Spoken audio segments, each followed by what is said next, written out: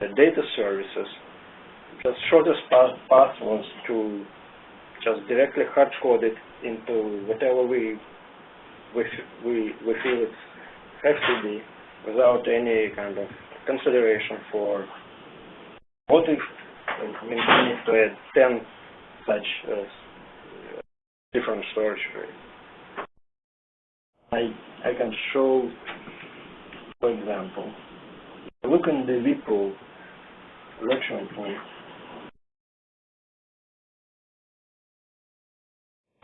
What I meant, go to the properties. Here we can find all recovery point related things.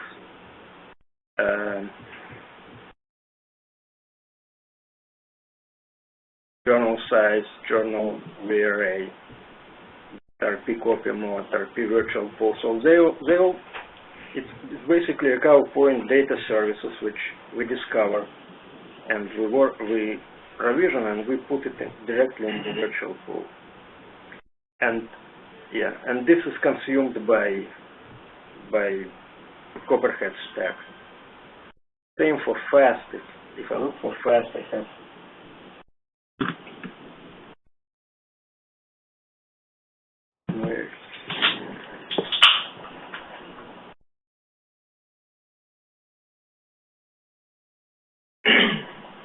maybe it's in the volume. But this is general kind of. Is there fast expand? Yeah, fast expand is different. I think it's in the volume. It should be somewhere. But anyway, so this is the way we kind of implemented up to now. So when we discover, we don't abstract data services.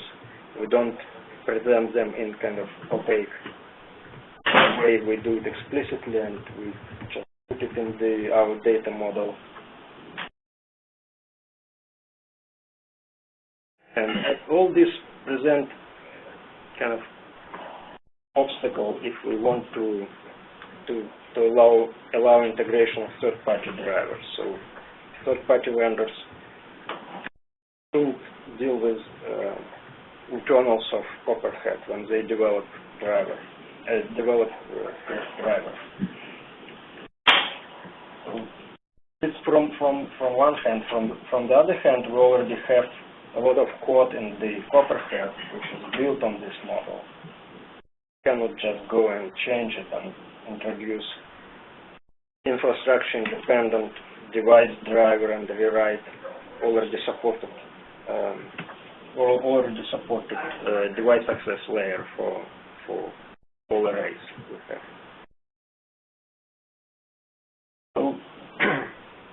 So we think that we keep things in Copperhead as is, and parallel we define adapter similar to device access and to device drivers we have now, and some kind of similar to Cinder storage device we have. And this adapter will present the same API to Copperhead controller as other storage device implementations, but on the southbound it will talk to kind of generic device driver API which we define. This device driver API which we define will be infrastructure independent. It will use its own data model, object model, which shouldn't have any dependency on Cassandra or coordinator service, etc. And it also will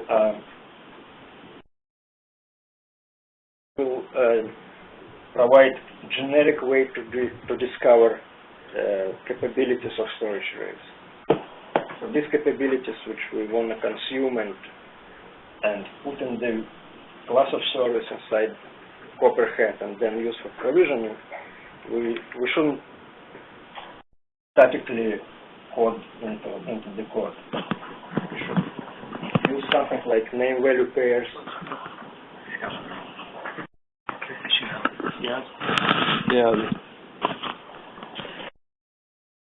many value pairs and consume them generically, put into the virtual pool container, and then they should go up into the stack and consumed by various services and user interface.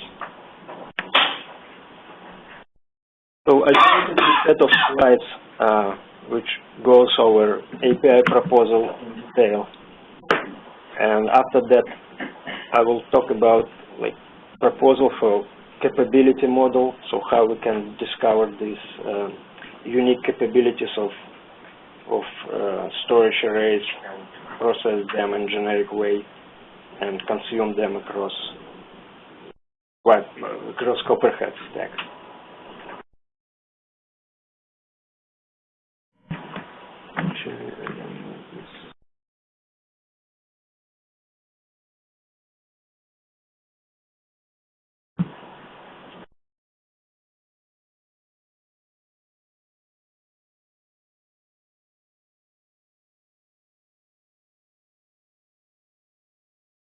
So, short overview, I already explained, but just short kind of refresh about what we currently have for device access layer. So we have 4 APIs. Discovery API, which does, for storage providers, it does scan providers to find storage systems. Discover storage systems, which discovers basic properties of storage system, discover storage pools, discover storage ports, and also discover brownfield resources like pre-existing storage volumes and exports. Populate Cassandra and Zookeeper, whatever is needed, and update discovery task with completion status. Metering API to collect statistics and put them in Cassandra. Provisioning API to provision storage resources on storage systems. Populate Cassandra and update provisioning task status. And also we have monitoring API, which used to monitor storage arrays, collect alerts and events and put them in Cassandra, and also we directly update Zookeeper and task completion. So, the metering API, does that collect all time series statistics?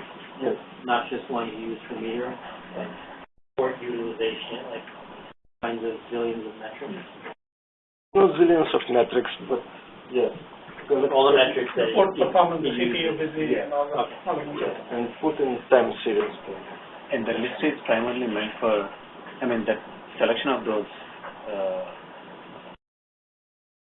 parameters are mainly meant along the lines of scheduling purposes, or is it broader? Billing and scheduling, or in terms of the collection of the metrics? Yeah. How did you get shortlist that?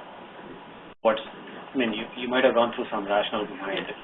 I need this list because I want to use it for scheduling provisioning the resources, or Both. billing. Sure. Is it primarily driven by those two? Both. These are both array-specific parameters and parameters for individual volumes.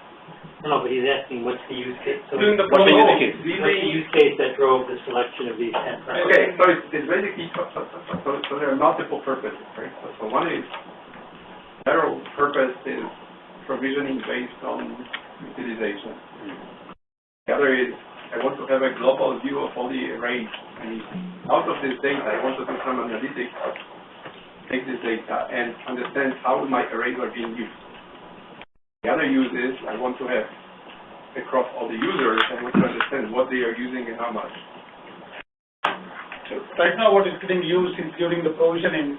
You can select which of these parameters, configure what parameters matters to you, Right. for what period of time you want to consider operate to make the decision. So that is the most use case where you get the best for provision. But again, there are this is available, the data is available in the way you want it. You can use. So metering and discovery, they overlap, because when we discover this port, we also discover some usage statistics. For metering, we can directly get these properties, put in time series for maybe charge back.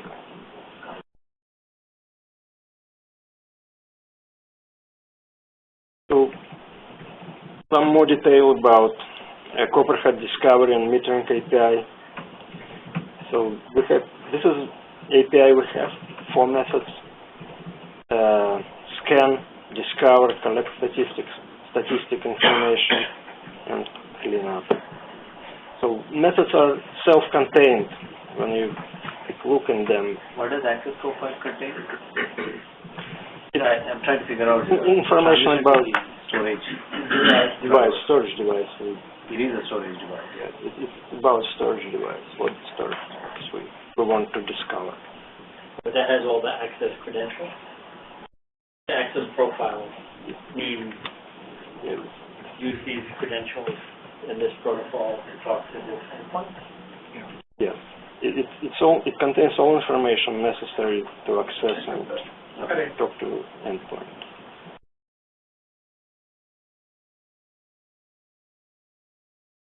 And again, this implementation is tightly bound to infrastructure, to Copperhead infrastructure. Now, what's wrong with it? Nothing wrong, but if we want third-party people to implement it, they need to go to access Copperhead infrastructure directly. No, I mean, just for this one though, I'm not talking about the generic one. So, scan is the entry point for the driver. What is the driver equivalent entry point? If I were to write a driver, what method does it get called? Is it a scan or are these the methods? It depends. If it's a kind of provider, when you define provider API and you need to connect to provider and get information about managed storage arrays. That's behind my driver though. No, I think the entry point to the driver What itself. does scan do? Like, somebody calls scan, like, and I'm going to provide an implementation of scan. If I implement a What is scan, scan? What am I? Okay. What is that good enough? It should provide a list of managed storage arrays, IP address, credentials. Okay, so this is like the SMIS provider thing. Okay, I don't know if you guys, are you familiar with that? The way SMIS works is you have a provider somewhere that has been configured to talk to multiple arrays. And in the, like that's what VMAX and VNX and all these traditional arrays do. And so when somebody goes to Copperhead, they put the credentials to the SMI provider, not to the array. So I guess scan is for that use case. This comes back and says, behind this SMI provider, there's I have these these arrays and these sites. That's a fairly common use. But in the case of like Isilon or some modern array, Explain to me the scale I worked on. So it would give you back one array. Like scan would just say, I only have one For thing. Isilon, we define storage system directly into Copperhead. So in these examples, if you can just take a scale IO as an example, Yeah, because this SMIS thing for VMAX is like the oddity. Like the normal case would be. It's not so much of a normal case would be extreme IO where you go to the API directly. Yeah, lot of other any Echelon, Scale IO, Extreme IO. If you can explain and say, if I have Extreme IO, what is the disadvantage of, what would be the entry methods and what is the downside? Then I can correlate with, okay, other vendors will have the same problem. Then there is a need to clean up. Because cleanup comes up with big penalty, right? You know, there is a... Okay, so what is the problem with this API? Yeah, if you can just explain. So, major problem is if I have like Extreme IO or Isilon, Okay. which doesn't have storage provider. Okay. So how we do this in Copperhead? We go and define storage resources. We define IP address of the Isilon, credentials. Okay. So I will get actually the storage system endpoint information. It could be an IP, it could be some info, and then the credential. right, as an entry point. Then I know how to exactly connect, right? And then I respond back. Now when I respond the data back, is it a loose key value pair? Discover. Then we call discover. If you want to discover this, so scan will give you the set, but in our case it's one instance, I will just give the same you don't instance necessarily need scan for. That's okay. I will just return the same Yeah, so instance. we should treat the SMI provider as some weird oddball case. And if we're just dealing with like modern arrays that have direct endpoint you connect to, would you even have scan in that case? No. Scan is optional. But we have discover Scan is directly. optional. Okay, so you can have an optional. Yes. Okay, that's cool. Then you go to discover, yes. Okay, so scan is immediately. But Okay, let's talk about Think discover. about if, like, in the case of Isilon, you have to use REST with this set of username, password, maybe some other array type has a different protocol. Like, there'd have to be some way that you could. I'm bringing array foo into this. It has its own. Yeah, its own protocol. It's not REST. It's some other wacky network protocol. There has to be some way that you can enter the whatever esoteric connection, what attribute. It looks like that specific structure is pretty much, flexible enough. You can pass in, the host information, credential information, maybe some arbitrary parameters too, if you want, right? That exists today. Does it exist today or no? Yeah. So we are good with the inputs. Yeah, you can provide input. Okay. The problem is how it's implemented. No, okay. So I'm just trying to kind of read through this. Now, I have a discovered driver for extreme IO or scale IO. I know how to connect in the driver. I connect, right? And then I get all the discovered entities. If I were to just return it as a name and value pairs, as a collection, right? And return it back, what would be the challenge? And then when I return it back, it goes into the Cassandra database in the upstream layer.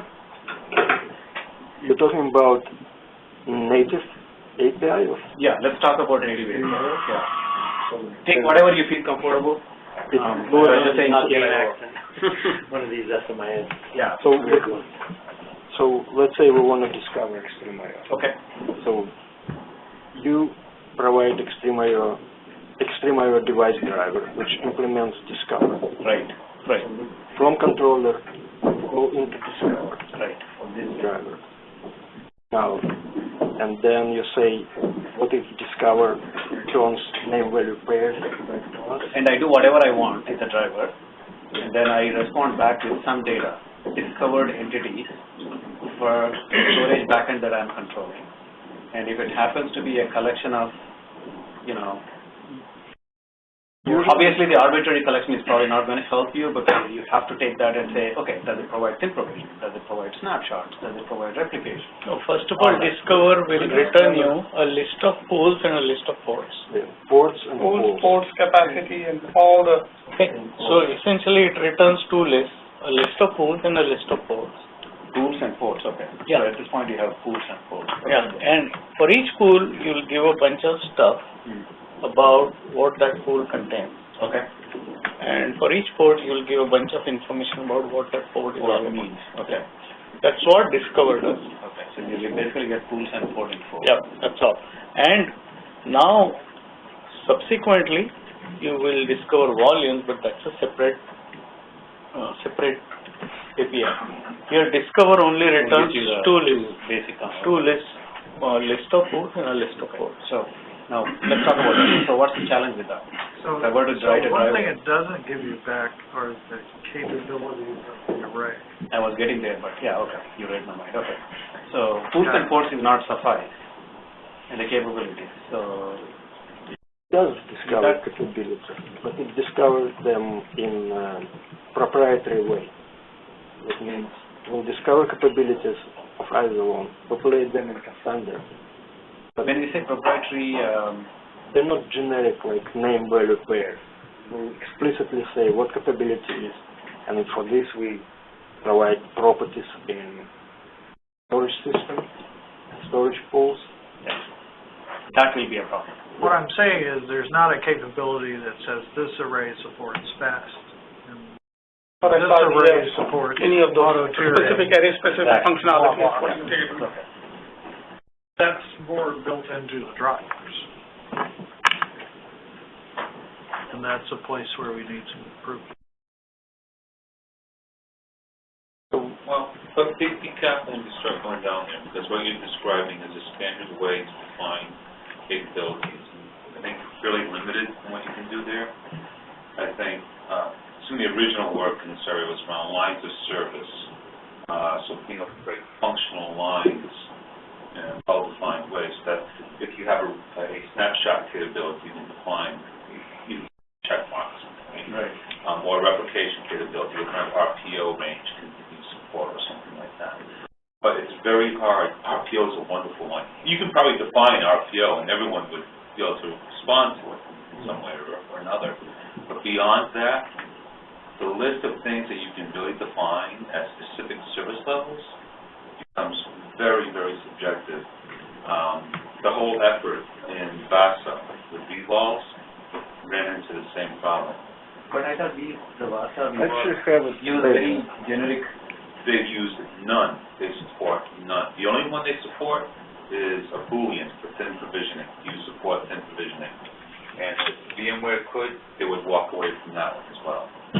Really? Yes, yes. They don't no longer want to support. It's up to a vendor to define what are the specific service levels they support.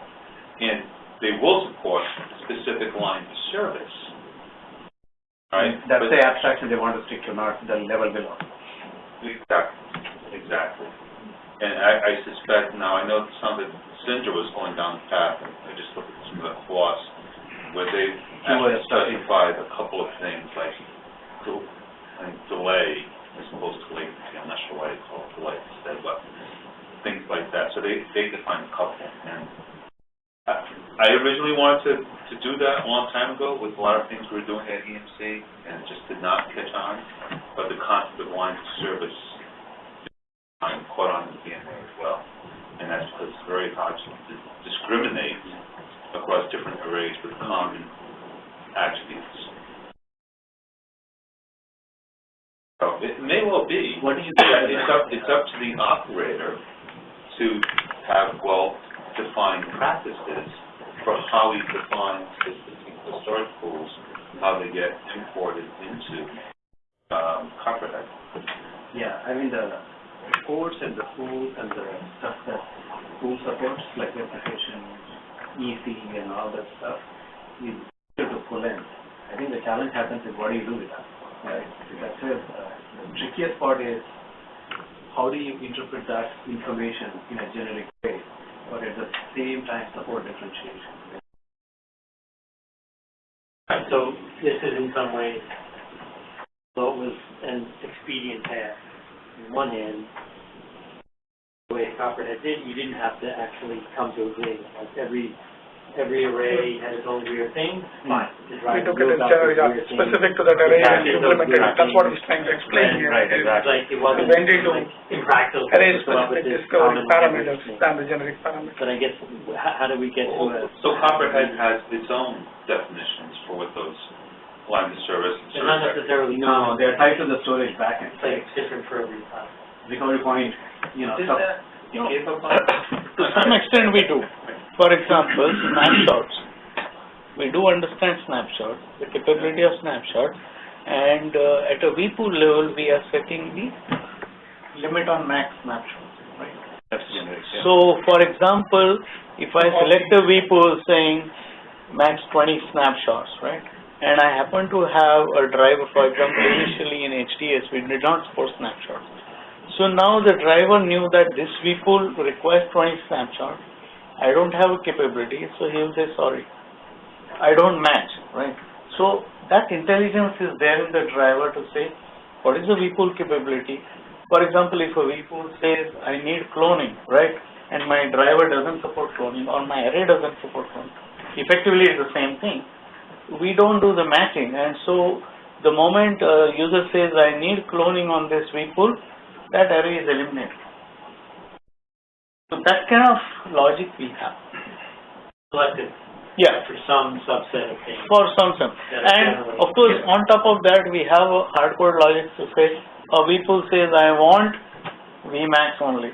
Then obviously all of Exactly. it is get eliminated anyway. But that's a trivial case of matching. But a non-trivial case is you're not specifying Vmax or Vni. You're saying I want any array as long as it's fiber channel, 20 snapshots, and at least one clone. So take it to the next level. So I want high availability here. Yeah. To your point, give me the replication with so many RPO. We don't have that, but So you can say recover point. Yeah. So Or you can say SRDS. Right. That's what we have. That's what we're trying to get at. Exactly. Get into the next layer where you define the replication. It could be any technology in the back. Right. So that is, So the Copperhead Abstract. vPool definition essentially becomes your line of service. That's right. Okay, and then we do there is a matching algorithm which matches the vPool to the storage pool, right? You can go as narrow or as wide as you want. As wide saying any block array is fine for me. Then it will match with every block array. And you can go narrow and narrow and say it has to be Vmax, it has to be, SLO, so and so, right? Then, it will match. You actually, so I guess a little bit, I apologize for not being up to speed on you actually allow the user to say, I want Vmax? Yeah. We allow them to specifically say, I want Vmax. When you define the The virtual pool can Oh, be you define the Define virtual pool. Not when you provision content. No. But when you define a virtual pool. this is the provision, this is the. No, I'm talking You're not about the provisioning at virtual discovery pool part. definition. Yeah, okay. Not Cool. provisioning. Okay. Of course, if you do that and membership. you say gold is Yeah. Vmax, then when the user says gold, it means Vmax. Or the admin can call the virtual pool as Vmax. So this is to enable automated matching of Very specific. array resources to Virtual pools. Yeah, okay. I mean, some admins want to create virtual pools like that. Yeah. Want to have a Vmax pool. And one of the things also we found was that even though you may want to segregate it, how does it matter if it's coming from Vmax or HDS as long as it's meeting the quality of service? But then there are other constraints like HV drivers on the host and things like that, where the admins wanted much finer control as to from a virtual pool, which actual storage or which type of array map. That means that they don't trust the. Right. Yeah, the abstract. We do my own. Yeah, exactly. And they want That's an administrative policy. even within that, they wanted to go to that particular pool, Pool, the yeah. pool, rather than Pool, you yeah. randomly choose whichever the pool that's matching. I don't want to go to The question of how much control they want in it. Absolutely. But ideally where we want to go is you define not in terms of you define in terms of RPO, whether it's for perfection, and you define some kind of IOP or whatever latency kind of thing when you're going for storage, right? So that's where we really want to get to, and I think there is a presentation I think along that line, but that's actually, and that's very that's not easy. Yeah, it It's is. not easy. That's what I was warning you guys. I mean, that's what Vassal walked away from. They said, we don't want to do that. Yes, but if you see where the market, and if you see what the VMAX guys are trying to do, they're investing a lot of money in education and in the silo-based provision, right? And you get the band, you describe the workload type, and you describe the IOP type, and then you provision, right? Yeah, NetApp is getting shifting in that direction too. That's kind of an opportunity for differentiation as opposed to really.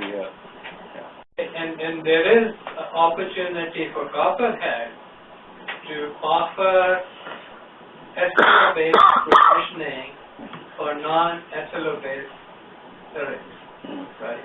So that's a big opportunity, and I'm shaking his head as the actual user of our product, is that would simplify a lot of management and things for our customers. Yeah, it also has a lot of risks associated with it. So if you say, I want a volume that has either this kind of latency or this kind of IOPS guarantee, it's difficult to manage that guarantee. You approximate, you can't guarantee it.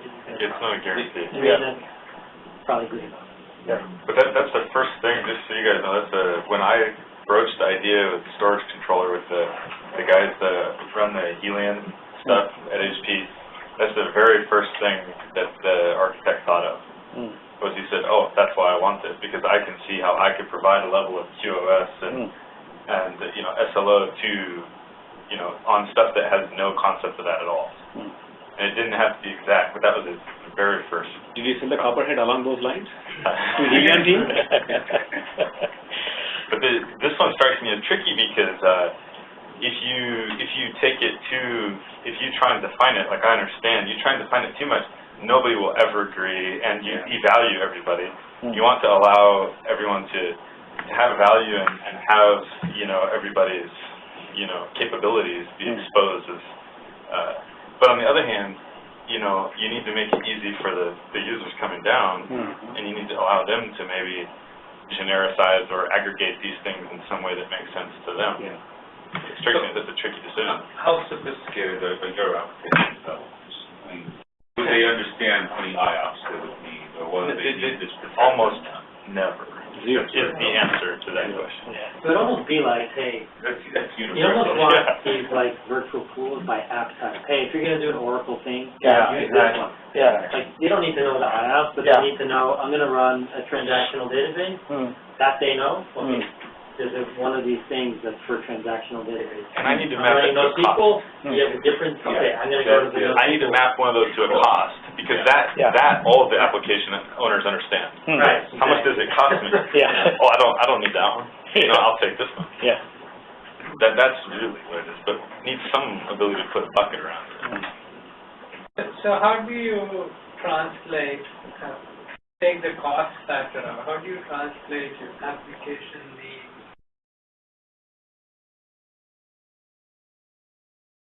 X type of application, hence I will use Y type of storage. Right now that's complicated. Right now that's usually a conversation that happens up and down the chain, because we don't have any ability. Right now there's so little transparency that it goes, like we were saying earlier, it goes all the way down to a storage administrator who can then kind of talk about what these things are. Because the people that provision it aren't the storage administrators. They've already kind of done, like we were talking about with OpenStack earlier, they've already created all these volumes. They're general purpose, you know, volumes for VMs and all this. And then it's somebody that's presenting those, you know, say OpenStack VMware or something up to the end user. And then they have to go down and talk to the storage administrator. Is this a good fit for this? So it goes through 3 layers of people for us right now. We don't want that. We want to be able to take the bottom layer and turn that into something that the operator can understand. So what is that language that So for us it's very simple. The vPool, no? No, I mean... that's how do you describe it? How do we describe it internally? I can say how we describe it internally. It's very simple. There's only a couple of buckets. And what it really comes down to is what we call performance, which that's just a generic term that we use that basically describes anything that's roughly equivalent to like 15K, pretty good at random, you know, I/O, that type of stuff. Ultra high performance, that's basically somebody's looking for super low latency and tons of I/O, same thing. And then, you know, Capacity. yeah, pretty much. Literally, that's what we call it. You don't want to call it low performance, so it's a capacity. Put this in one of these 3 or 4 buckets. Okay. Literally. That's what we do right now. All right. So, Right, so that would translate, how you create 3 vPools. That's literally what we want to do. Performance, mid-layout, and then we have some matching attributes. That's literally what we want to do with it, because right now we can't even figure out what that is without going down. So like the VMware guys, what is, you know, I see some array. I don't know what that array is or what kind of characteristics the disk has or what. Let's do a session tomorrow and do like a use case of that.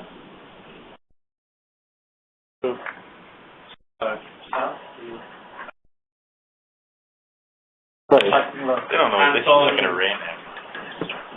Hands-on walkthrough what he wants. Or he wants. That was true. Wait. That was very generic.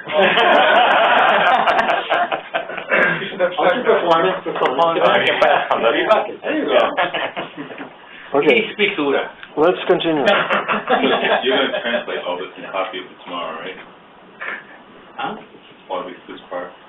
Yeah, we need to take pictures and write it. You're not gonna be here tomorrow. Main parking lot. Okay. Before we go, well, I'll take notes before we go. Yeah. Because we're probably not gonna be in this room again.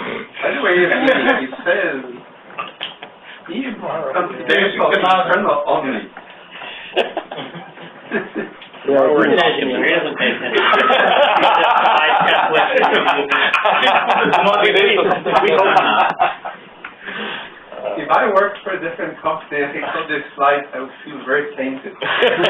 We're all engineers. It was original. We're all grown up here. All right. More or less. So now we move to provisioning API.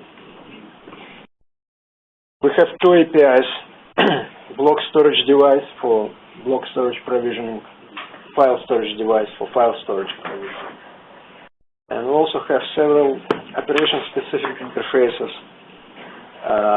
for cloning, snapshot, meta-volume operations, export mask operations, etc., which are called internally from storage device implementations. So this device access layer should implement block storage device, if it's block storage device access layer or file storage device, and that's kind of a wrapper around array-specific APIs. And again, implementations which we have, they rely on kind of direct access to Copperhead infrastructure. So they update Cassandra, update Zookeeper, update workflow, update task completion.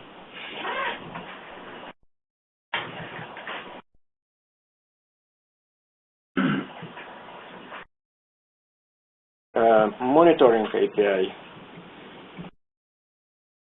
We call this API monitoring storage system. Drivers are invoked by Copperhead infrastructure. We have class monitoring job consumer, which periodically kind of calls this API to collect events and alerts from storage arrays. And drivers directly update Cassandra to populate time series table with events and alerts. And the same kind of pattern, they do all work themselves. They don't expose any data outside of driver.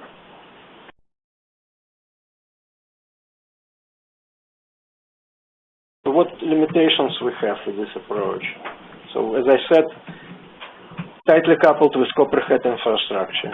Requires driver to know how to work with Copperhead database, so it needs to know which driver writer needs to know how to call database methods correctly, how to access Zookeeper, how to write task completers, and so they do right work, and how to work with workflows. And yeah. And also, we don't have device-independent capability model, as I said. So all capabilities are explicitly coded into different controllers, different persistent classes, in the pattern we used. This approach works for internal device access layer, but this model is hardly suitable for, I think, third-party device drivers.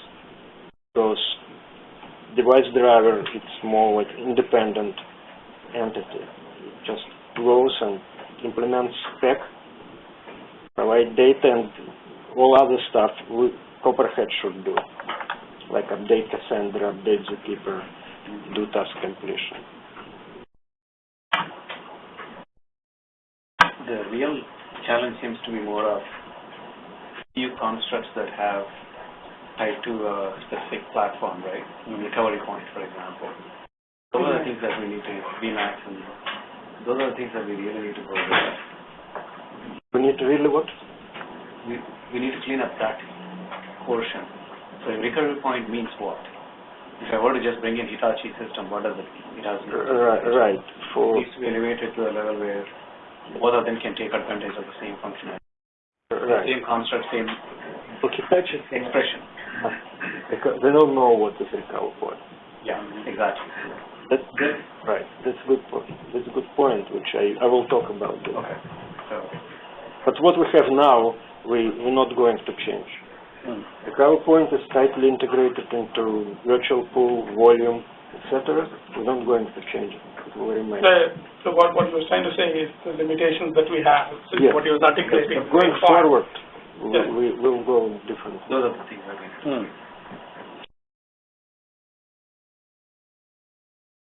So, vision for a new Copperhead southbound API. Should use generic object model, not bound to Copperhead persistent data model classes.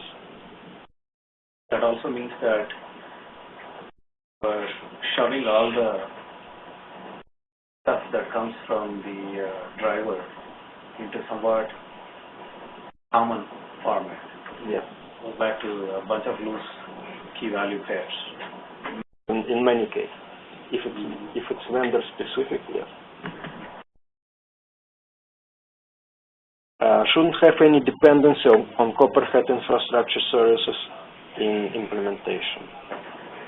Shouldn't have direct access to Cassandra, Zookeeper, task completers from these new API methods. So, provide similar scope of storage operations as current Copperhead device access layer. So we don't lose functionality. Also, we need to find a way for third-party device drivers to advertise capability metadata or capability definitions and capability instances for their storage resources. So what device drivers they support, RAID types, performance levels, replication types, and vendor-specific capabilities. Also provide capability to integrate device-specific orchestrations into Copperhead. This is a long way, like long-term goal. What exactly does that mean? It means like we have webex orchestration, which is what we currently have. What if HDS or IBM XIV have its own high availability solution, right, which cross boundary of single device driver. So I cannot call HDS device driver and say provide me high available HDS volume. I need to call, say, one HDS driver. So basically the whole orchestration. Yeah. So what you're talking about, you can plug it. This is this multi-device orchestration. This is orchestration like similar to what placement and the VFlex API, I'm sorry, the API impulse. right, exactly. API impulse technology, specific device controller, similar to what we have RP device controller, VFlex device controller, SRDF device controller. So this functionality, these features which are unique to third-party arrays, similar to, say, SRDF RP, but unique to them. So we need to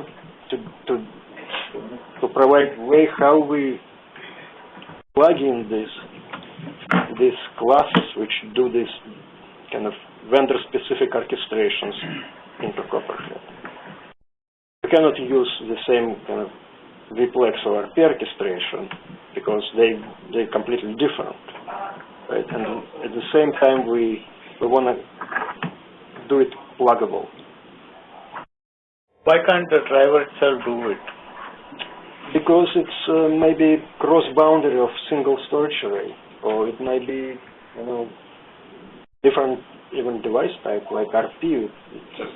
Storage array. Yeah. So for instance, we have to get if I write into drivers, but not that everything you can make it. Some utilities you need to have in the layer, right? But I mean, I might write a driver for, say, Vmax and BNX, and now I write a driver for Vplex. When create volume of a Vplex, may in turn call a couple of other drivers to do it, and then return. And I mean, that orchestration can be part of the driver itself. Yeah, it's a possibility. Yeah, so that's where I was going in the morning with the Cinder discussion too, right? You know, you can have the orchestration either upstream or actually within the downstream of the driver. Is there any challenge in doing downstream? Because it makes the code in the middle a lot more easier, because the moment you kind of move the high availability multi-driver orchestration upstream, understanding those permutations and combinations will be very challenging in my view. I mean, not from the EMC technologies, but pushing that to the drivers, keep the code. It's a good idea to push it inside driver. I don't know how practical. Are there any technical hurdles in enabling it? I don't think, Based on your experience? Because it's practically what Copperhead, value of Copperhead does this. And intelligent We need to have a concept of callback, right? In the sense that your one driver operation involves couple of other driver operations, and you need a callback mechanism so that once that thing is done, you know, you call me during the callback, and then I want to finish. It's like I want to do some stuff, I want to hand off some work to someone else, but I want to be called back during the return path to do the rest of my operation. Something of that. Yeah, I think the challenge, in my view, where you get into all these challenges is multi-device orchestration is more of, you know, getting to that consistency, ensuring that consistency. If something fails in the middle, you kind of deal with all those nuances, and every vendor has to deal, right? If you push it down, that's where you run into those challenges. It's not that easy to do. Push it up, you know, it's one place that is done and everyone else can take advantage of it. So right, I think there are two approaches. You could take the facilities that allow a driver to, say, construct a workflow. Yeah. So we have callbacks in the workflow, or whatever mechanism you choose. But then that driver has to worry about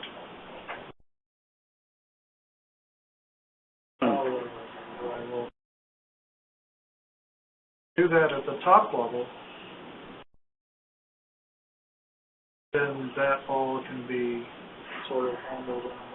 So you can build a more standard in the flow in those scenarios. It's not easy to get it right, unfortunately. How do you every vendor has to do that, and you know, especially the ones that have the more of a broader, you know, but if you have an interface portfolio. to have those complex orchestration for people to write it, they can have a multi-device controller. Can I draw a picture just to see if we're all talking about the same thing? So today, there's a northbound API into Copperhead where someone says, create volume, and you pass a virtual pool, a virtual array, and some other stuff. And then there's a bunch of middle piece. And at some point, let's say we have this new southbound API,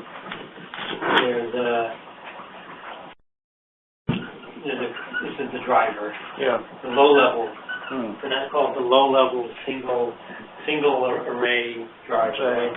That takes a create volume, but there's no vpool array at this point. It's storage pool, the actual storage system, the physical storage pool, and some other. So there's some translation of this, and then there's this magic in the middle, which is all this. Now, for the simple case where I have a virtual pool that doesn't require lots of multi-server, multi-array orchestration, it's just a one-to-one. There's some placement logic here, right? But it's almost like a closer to a pass-through, right? Yeah. Has to go do some placement logic, looking at utilization or whatever. And then there's this other case, which is these really complicated scenarios. Cover point, multi-site, geo, vplex. If HDS has their own multi-site, they need the same kind of thing. Where here, you end up not calling one thing, but maybe you make, call different arrays and do a whole bunch of things, and there's much more sophisticated workflows and logic and all kinds of things. Right? So this thing you're talking about is how somebody should plug in one of these. Yeah. There maybe needs to be another mechanism where somebody can plug in one of these. Yeah. Right. Exactly. But they're different things. It's not one. Like this one is designed to do all kinds of crazy workflow logic and invoke multiple low-level drivers. These things can be really simple. They just deal with one array type, right? So in your thing, is there a mechanism that says somebody could plug in here, somebody could create a thing here, and somebody could also create a thing here? That's what we are doing. That's what we're talking about. Because this would be really hard to do generically because to work, but it doesn't have to be that. It could be somebody has to write code that uses workflow primitives, uses the workflow to construct. In which case, we force them to touch the common code of Copperhead and not go through the drive. This is correct. Waiting for the drive but you will be harder than making one of these. But okay, this is going to be fewer of these. Let me throw out an idea, and I'll make it quick. Today, we do everything in terms of the decision process kind of all up front. By that I mean we decide we're creating a vplex volume, so we know up front that we're going to create underlying volumes and do the zoning and stuff. And I showed you yesterday the code that went through and constructed that workflow. Maybe that's the wrong approach for this right box. Maybe what we need to do is start top down in the construction of the workflow. So by that I mean, okay, the goal is to create a vplex volume. So the generic code that's at the top says, okay, it calls the vplex driver, and maybe for these more sophisticated things, the driver itself has a way to create its own orchestrations. So the vplex driver says, well, I know I need an underlying volume. Now I'm going to create an orchestration step before my own that does the virtual volume, that creates the underlying volume, and then I'm going to create the zoning step that will connect it. So what I'm saying is the intelligence of constructing workflow and the orchestration right now is kind of centralized based on the entire use case. But what I'm saying we would move to is go to the end goal, and the end goal says, well, I need these sub-goals, and you recursively go to the sub-goal providers, and they recurse and make their sub-goals until you get a tree or something like that, and then you do that. Then you execute that to build the thing. That's actually what I thought was being talked about earlier. I thought we were talking about a framework. I thought the middle piece that was being discussed was really the framework necessary, and then pushing all the specific work into the driver and saying, hey, it's up to you, array, your array this or whatever, it's up to you to describe. Be my guest. Yeah, but here's the set of tools that you need. You need to build workflows. We got that. We've got the workflow tools. We've got the kind of all of the, transactional support. We've got kind of all that stuff built in. How you choose to utilize that is up to you. Yeah. No. So they will end up using helper classes. And then you can have just a left-hand side mechanism, either to do with one array or multiple arrays. When you do multiple arrays, you are essentially using helper classes to do workflows, transaction support, and so on to get to what it is. But in the middle layer needs to understand you can't construct the whole thing, but you can just construct just a bare minimum to transition back to the, that hybrid drive or whatever. So in the end, in my mind, you got to have drivers that surface primitive and a way for people to go in and create work. Exactly. Right? Exactly. Because storage is complex, and simple provisioning is probably fine, but when you start stringing together, complex use cases, you got to worry about things like consistency books, you got to worry about how applications will map to that storage. Every array will have its own nuances and constructs which you can't express generically, and they may have features like dedupe and others which need special orchestration. So, or somebody wants to put some kind of a locking mechanism or whatever, right? All these different capabilities. Right. So all we can do in a generic, in a low-cost manner is you write these drivers, you advertise your capabilities in some kind of a name value pair. Some, like snaps and clones, we can generalize, but then I am NetApp. I have this capability that we have never heard of. I introduce something able to surface that and then add a workflow up there. Surface it through the virtual pool and add a workflow that utilizes or modify. Both are openness of the orchestration layer and the primitive. Exactly. Otherwise, it will be very tricky to try to fit making it SPC generic in duplex world. It's not going to work. It's not. SPC is a whole different beast. It does things very differently. Duplex does things very differently, and the workflows are going to be how they're utilizing the primitives will be totally. It sounds like we're all saying the same thing, which is on the. This is the left-hand side is what driver one. Yeah. We'll add certain primitives if they want to go and develop something multi-array support.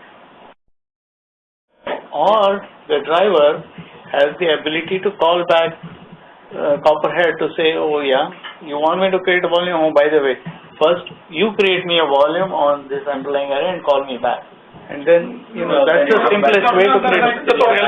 That's the simple one. But that complicates things. Yeah. Right? Why can't we have, let's take a case we all understand. Vplex somebody needs to create a Vplex virtual volume. Before they can create a Vplex virtual volume, you got to find the array behind it, create a volume from that, present it to Vplex, right? So the work, I don't think we should try to be too clever there. We should try to make a workflow. This is a workflow where a provisioning request comes in, it calls in the underlying array. That's the primitive. The underlying is the Vmax. Uses the Vmax primitive to create it. Just like we assign a Vplex volume to a host, a Vmax volume to a host, it assigns it to a Vplex. Then Vplex picks it up and it creates a virtual. So that's the workflow. Tomorrow SVC is there, right? SVC will require some different operations to create the volume behind it. So what I'm saying is, when there is a driver, let's say the SVC driver, which is a new driver we are writing, it gets a request saying create virtual volume. That driver now needs to have an ability to say, yes, but I want, now the driver is asking Copperhead to do some work on its behalf and call me back in your return path, where it says, Copperhead, go ahead and create me a volume and so array, right?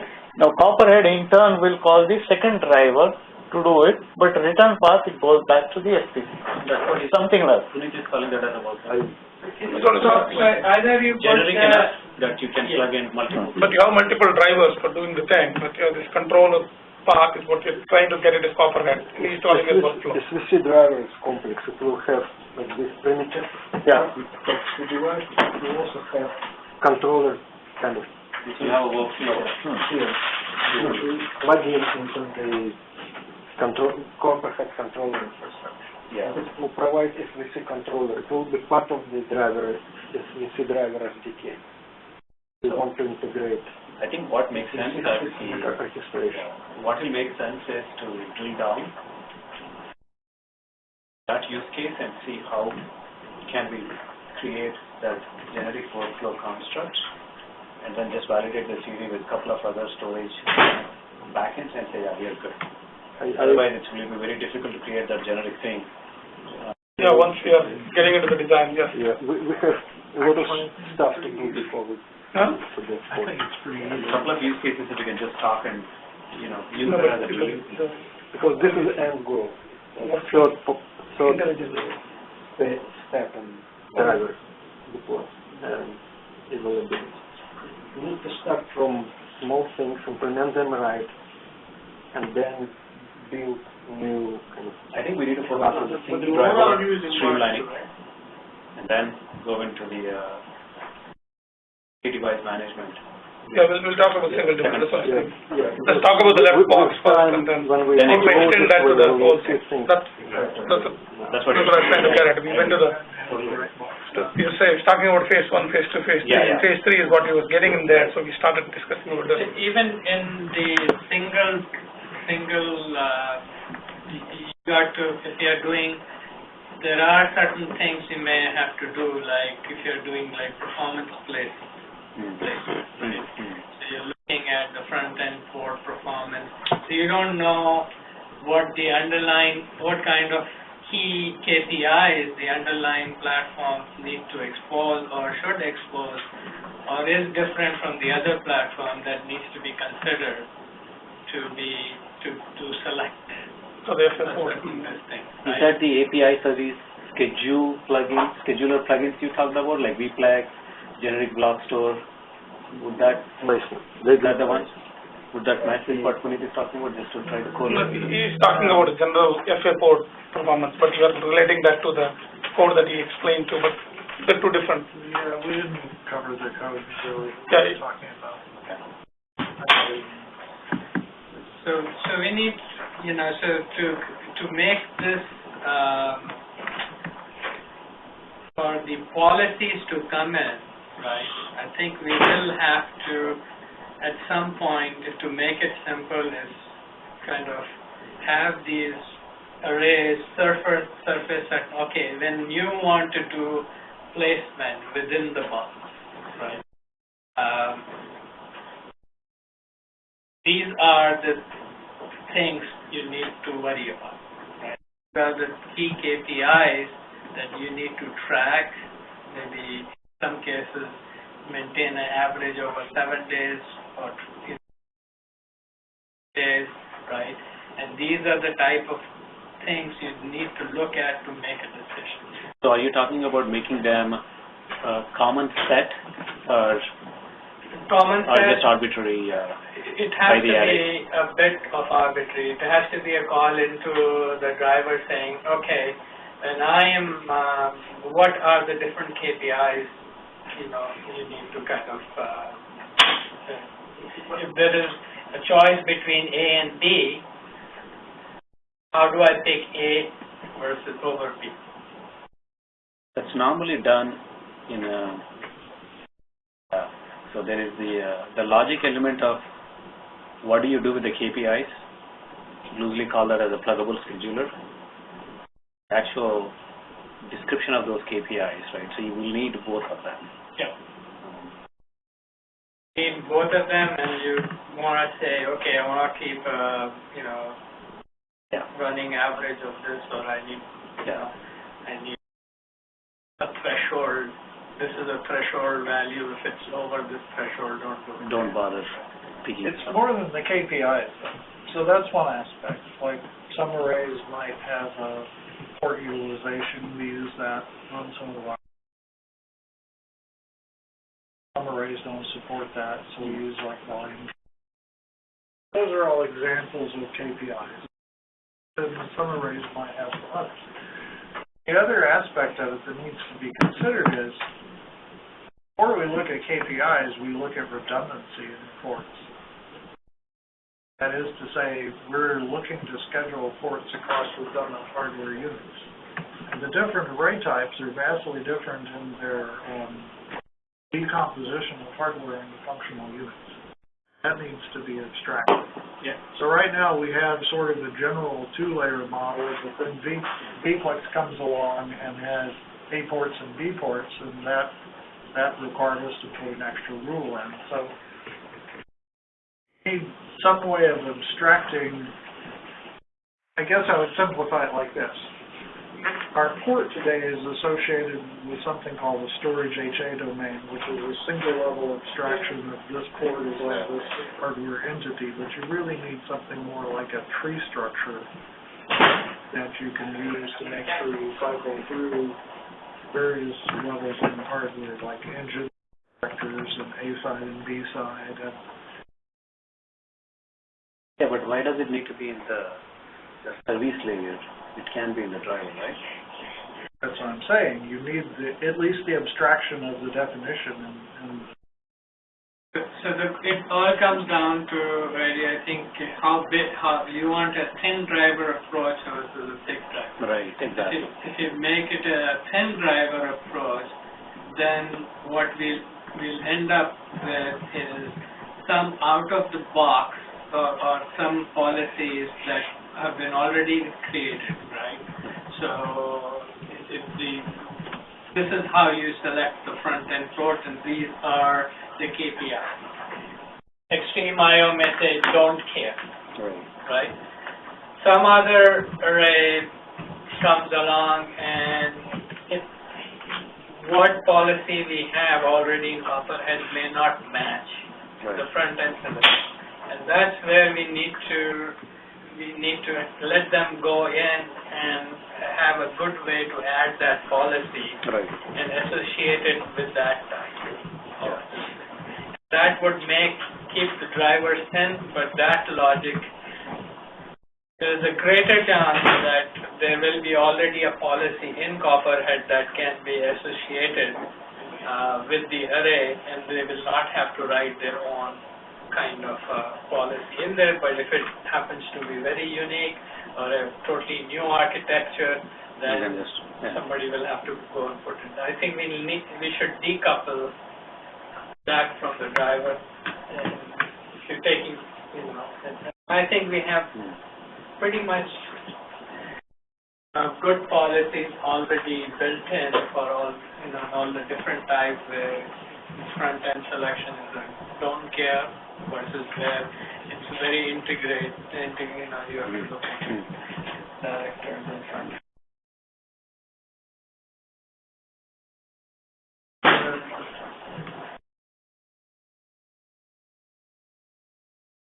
So this is proposal. Let's continue.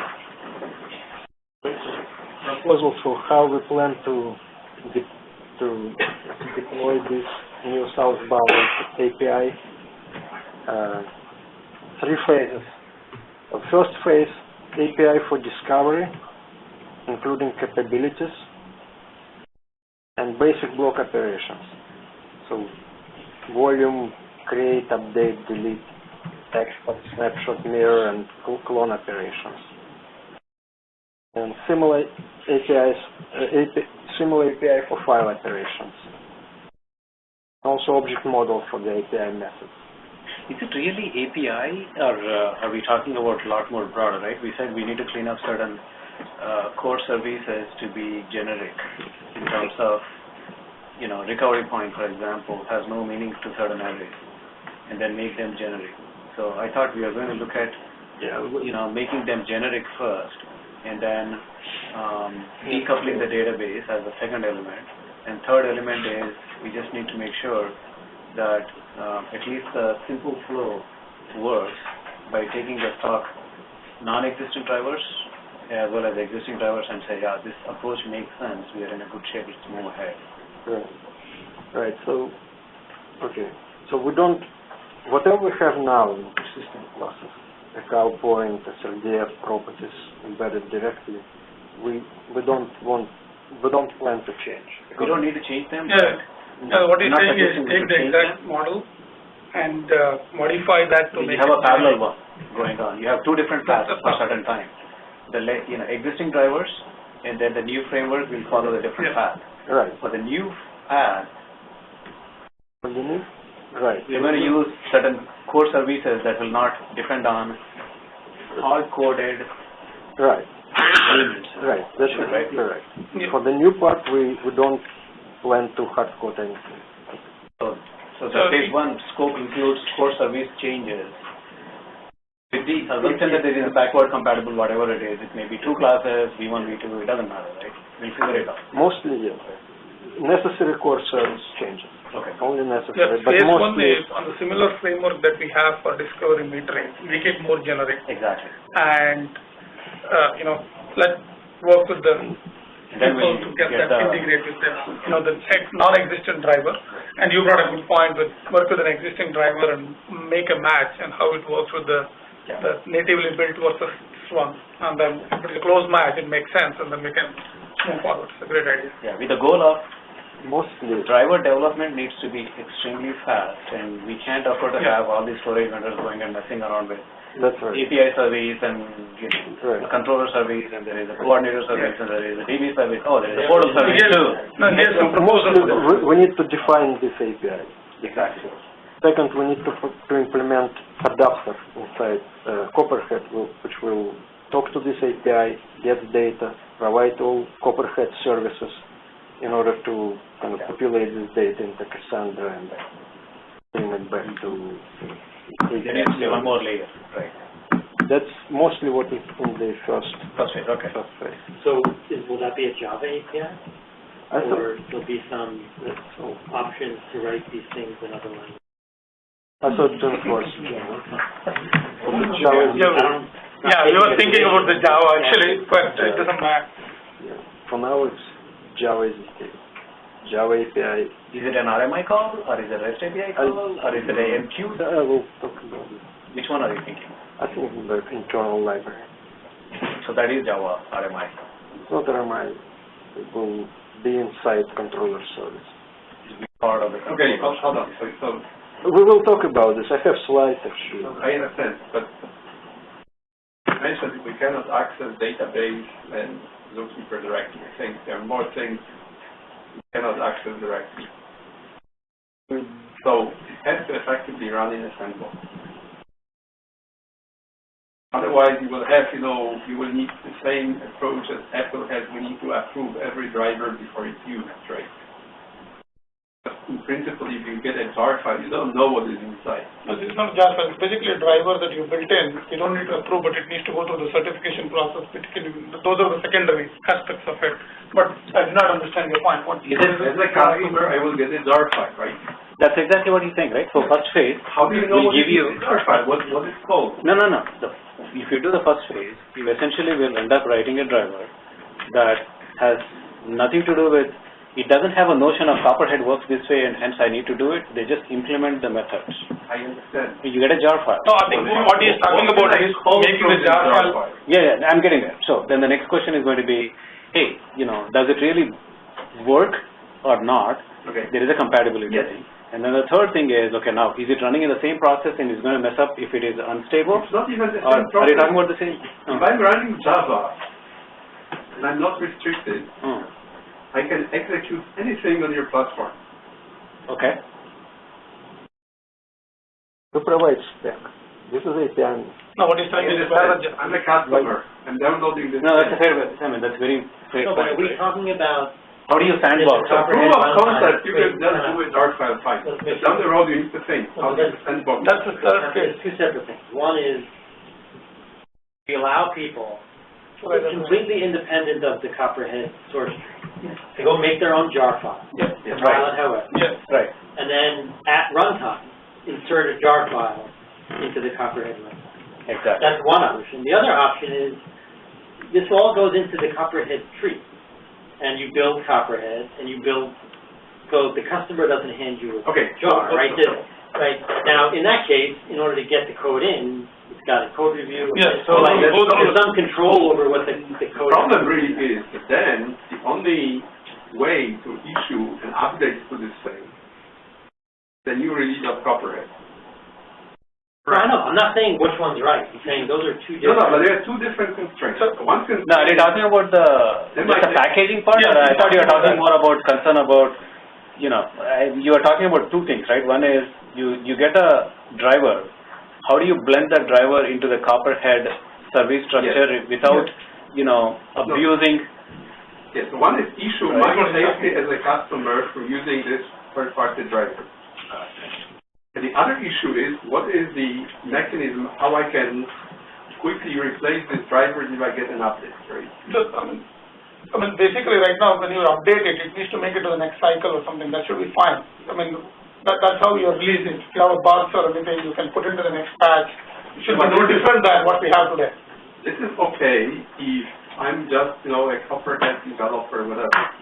But imagine I'm a company X, and I don't want to be tied to no, let's take an example today, how it's done in OpenStack today, right? I think you need a loose coupling between, so, and OpenStack is a good example. If you've got the Viper driver that you can use in OpenStack, it's very loosely coupled, even though it's not part of the OpenStack distribution, right? It's a very loose coupling. I think that's what. Yeah. So one is loose coupling of driver and copperhead itself.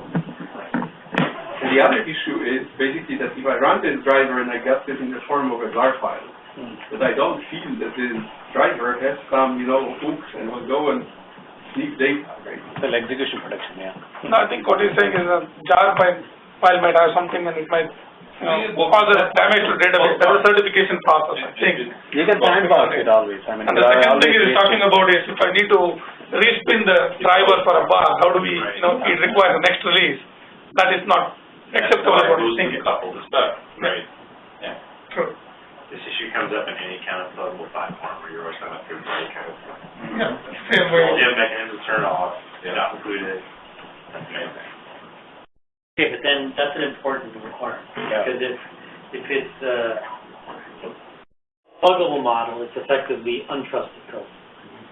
So to Olaf's point, I could use it as a virus. I could plant a virus through my Copperhead plugin because it's untrusted code. I can do whatever I want. Right? So if that's the model we want to go down, then there needs to be way more substance to the sandbox to prevent so that untrusted code can't do malicious things. Whereas if you go the other route, I don't think there's way more. I think if we really try to scale horizontally with a number of different drivers, you really need some sandbox, but you won't be able to test that these things don't go memory and and consume too much resources. So part of this sandbox is not just security type of safety, some type of safety that these processes are, that this drivers don't consume too much resources and don't go into denial of service and so on. That's due to poor design. And it's something that we won't be able to test all scenarios and find out. So we're better off use this kind of sandbox and say, well, if something goes wrong, it goes wrong with the driver, not with the entire Copperhead driver. No, when you say sandbox, I'm kind of, isn't it parts and parcel of how you essentially sandbox any other Java jar file, or is it something more you're asking for in the scope? What I'm saying is the following. If any company define the API that the driver can access within the Copperhead, that's the API you can access. It's just some portion of the We are saying it's one way though. We are saying it's one way. Your entry point into the driver and you get the response back, and that's all the driver has control over. So there will be some fallback. So think about it. So look at standard drivers, right? Right. Yes, there are functions that you call, so the driver is defined. There's a set of methods, Python methods that have to be implemented. Right. There's also a library that driver can call. Yeah, what's wrong with that? That's the API. Yeah. So we need to define equivalent of this OpenStack library API that driver can call from the inside, can access, and this gives you access to configuration, logging, and so on, right? But you can always make 15 calls and say, run any executable. It's the same as you define inside of Linux kernel, you define what driver can access. Driver cannot access everything. Right, exactly. And they have, separate namespace in that, which I agree, so they don't set on other drivers. Right. That's what we need to do. Whether this Yeah. The feedback is well taken, yeah. I mean, that makes sense. Doesn't matter. Totally makes sense. I'm not disagreeing. Okay. I'm trying to see what is there something missing in the scope that we should worry about, or? No, that's basically once we decide on this approach of KPI and what we do, and then we need to find out the logistics of we need to validate it and make sure. As I mentioned, it was the bidirectional aspect of the API. What are the APIs that Copperhead will call into the driver, and what are the APIs to logging or maybe some other things that when I write my driver, I can call these 5 functions in Copperhead to log errors, there are some whatever there would be, right? Yeah. So that has to be also specified. Yes. So that's some kind of monitoring API for the individual plugins or drivers that you're performing. No, I mean, there are certain core services you end up actually using, things like you want to log, right? You cannot have your own way of doing logging. So there will be, your driver wants to log, it has to use the common login service. And then you have to use the logging API. And we need to make sure those things are not in a state where you can use that as a backdoor channel to mess around with everything else. That's the sandbox. Absolutely. Even persistence, you want to persist properties and things like that. We need to, if we want to have bidirectional, then we need to define this. There will be few bidirectional question is going to be, you can't avoid bidirection. At least certain core services you have to. Logging is a good example. For debugging and all, you have to have that. Something goes wrong with the driver and someone wants to debug at a customer site, but you don't have that, it's like things will fall apart. Have its own log file. No, but the driver is one piece of a bigger Copperhead application. I wanted to log the Copperhead application. Exactly. I see the driver log in the same log Yeah. stream as the other. So you will see certain core services. Question is going to be, what is that we can pare it down to bare minimum? You don't have to expose it. Maybe logging is enough. Yeah. I don't know. We have many other drivers like Web Access, Zookeeper, Cassandra. We don't want that, right? As we are saying, we need to abstract that away outside. Well, they need some persistence. They will need It persistence, needs to be abstracted for them. You think they need persistence? Okay. Yeah. I mean, things like some stuff, array specific, I want to persist. So that next time when I come up, I don't want to. I don't think we need to allow drivers to persist. Yeah, see, that's where it gets tricky, right? So if one side you No, want to... you look at like, They will return. at the end of for the discover sake, right? Yeah. It gets called, it's going to go talk some array, Yeah. get back a blob of data. It's going to hand some blob of data back upstream, that will get persisted somehow. What if The driver doesn't, like, there should be some way that the driver can stick other junk in there that needs to be What we persist, and get handed back to it every time it gets something. But I can have a driver that abuses this whole thing and returns a few terabytes back into the caller. What do you do, right? You can limit the size those of are the ones that we need to worry about. Yeah, but driver will go through certification process first. Well, not really. Maybe. Yeah, it has to. Not every, Anyway, I was talking about pulling that in, anyway, commercial and everything. Okay, that's that's a different thread, yeah. So one question here, guys, I'm a little confused here. So we're saying API, we are saying driver. So if there is an API for discovery, it is actually the method is implemented in the driver. Yes. Yeah. So API is essentially an interface here. Yes. So the API through the API you can discover provision. Entry points. Be specified. Yeah, once you implement the API, you'll get a gap of how the logistics of the gap. So yes, there's an API, which is an interface that the driver implementer has to do. But there's also an API that is a set of functions that within my driver implementation, I can call some other Copperhead thing, like logging. I mean, I want to log an error. There should be some API I can call that logs the error in the standard place that Copperhead logs the error. It's that second category that needs to be defined. What are those? What are the essential functions that? So logging has to be there. It should be part Anything of the else have to API be there? I don't know. Logging API, so everything should be part of this. No, but it's Those are callbacks. Well, we These are callbacks to the Copperhead. No, but we're just talking about the simple case. The first one, the left First box. one, just like simple. They're writing a driver for. You can ignore it until later if you want. What's the? We You're didn't saying talk that about that. phase, that third phase. Oh, we're still in phase 1. Yeah. You are way ahead of us. Everybody's believing that we need to crawl before we walk. He's already running. We want to capture He's on the sprint. that, because it's not on the slide, that, what are the APIs that a driver implementer can call? Couple of other things, logging is the one example. Is there any other? Persistence has to be, there has to be a way to say this is my context, which is a opaque data structure, which you can persist and you can get it back. But that's not necessarily a persistence, that could be part of the data I hand back. Yeah, that's how we need to describe it Includes that back. context. Yeah. Okay. It's persisted by some other higher level, Correct. but I, as a driver, I don't have to make calls to a database and say, The semantics are a little weird here, like, it seems like we keep talking about the same thing, just with different language, or it would be helpful to define that as something different. When I think about that set you're describing there, I think of that as like platform services. yes, exactly. That's what I think of. Yeah. The set of things that you expose to me, I can take advantage of, however you want. Just something to wrap it up or something. I don't know what words make sense, but that's what I think of anyway. It's like platform services that are exposed to the driver. The driver can take advantage of those things, use them however they see fit. If it's persist data, log, whatever. And then I think what's always the point about just make sure that that's You sandbox that stuff. the controlled set with thinking. So here's a question, just to complicate things. Parking lot.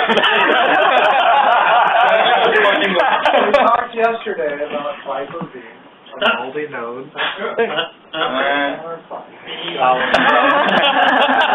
I owe $1 too. Don't say, right? Put $100 back. Yeah. You owe $5, so there's $5. That's great. But the question is, the driver, this infrastructure you're talking about, it'd be a lot simpler if we said a driver runs on one node, rather than the driver and its state needs to be accessible from all the nodes. So that's a decision point. What if one node goes down? Right. There is that. But if you go the other way, then that data has to be accessible, whatever persistence that driver had has to be accessible from all of them. Oh, But that will be the part of the platform service on a layer. single node. Right? The only persistence we have is Zookeeper and Cassandra. True. It means that we just provide API, read, write your configuration or whatever. Okay. If we're good with that, I'm good with that. But technically, we are not leaning towards providing the persistence APIs to the driver, rather that persistence is abstracted in the layer above the driver. Yeah. If we can't do that, then there is something fundamentally wrong, because the more you expose downstream, Agreed. it just gets very messy. Well, No? you can do that, but the question is how much data are you going to pass it back with each call, the context? Well, that's how the center works. Then locking has to be one more service. But how big is that data? Is it huge? No, And does locking, the driver only if drivers use are every once in locking, a while? something has gone horribly wrong. Yeah, exactly. Something is No, drivers will need logs. Cannot be. This will not work. If people have to write drivers and they have to think about locking, locking, yeah, then it's not. we're totally, Yeah, we should not. it's not a. We should So what if they have a multi-node deployment, right? And let's say the array has a limitation that one storage pool can do only one operation at a time. So that we should be. I was going to say, you say that, but Yeah. one of our SMIS providers throws an error if Okay, but again, there's multiple all this weird operations stuff with the, happen. with two arrays. And again, we need to not, I agree, that's EMC's problem, to deal with VMAX and UFAC comparison. It's a real problem. These are our things. I don't think we need to complicate the, because like the VMAX maybe never gets ported to this thing. because it exists in the old way where Other arrays have same problem. and nobody will. You will need locking cell. You will need a mechanism for drivers to acquire a lock, so that when my another sibling is running on another node, I want to make sure both of us don't try to enter into each other's path by me acquiring a lock on a pool, and if my lock is successful, then I do provisioning on that pool, so that other nodes during that Every time. modern storage system will deal with that in their management interface. They'll deal with concurrency.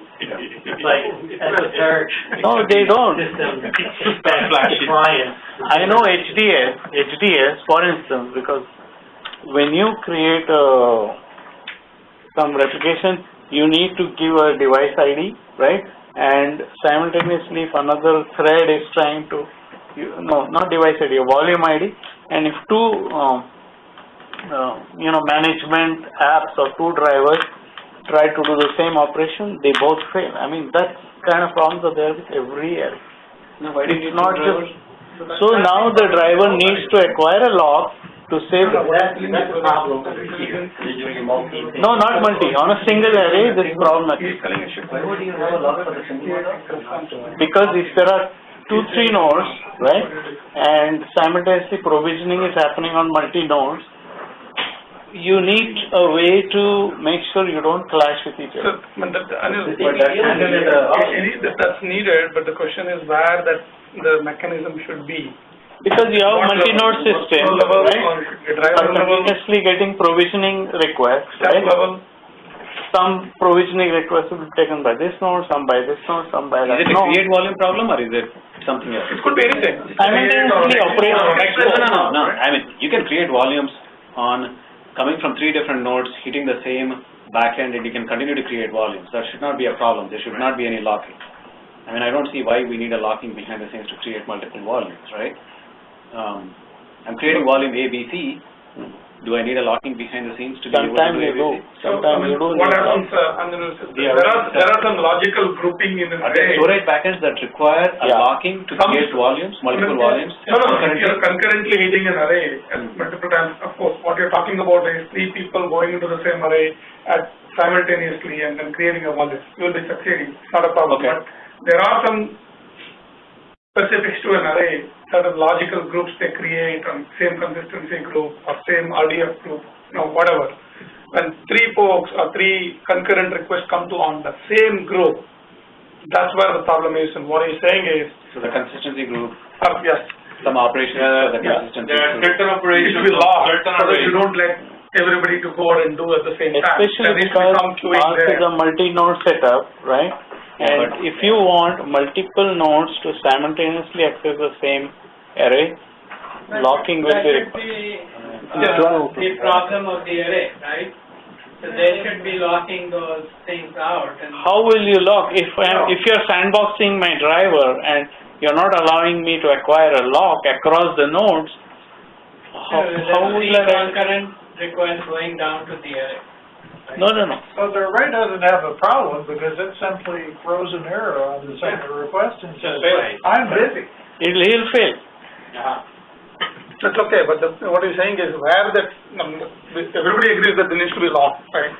So now the handling of the lock and handling of the concurrency, that's fine, and I agree that, it should be there in the middle layer, not at the API level. Yeah. We shouldn't be passing that complexity to the driver.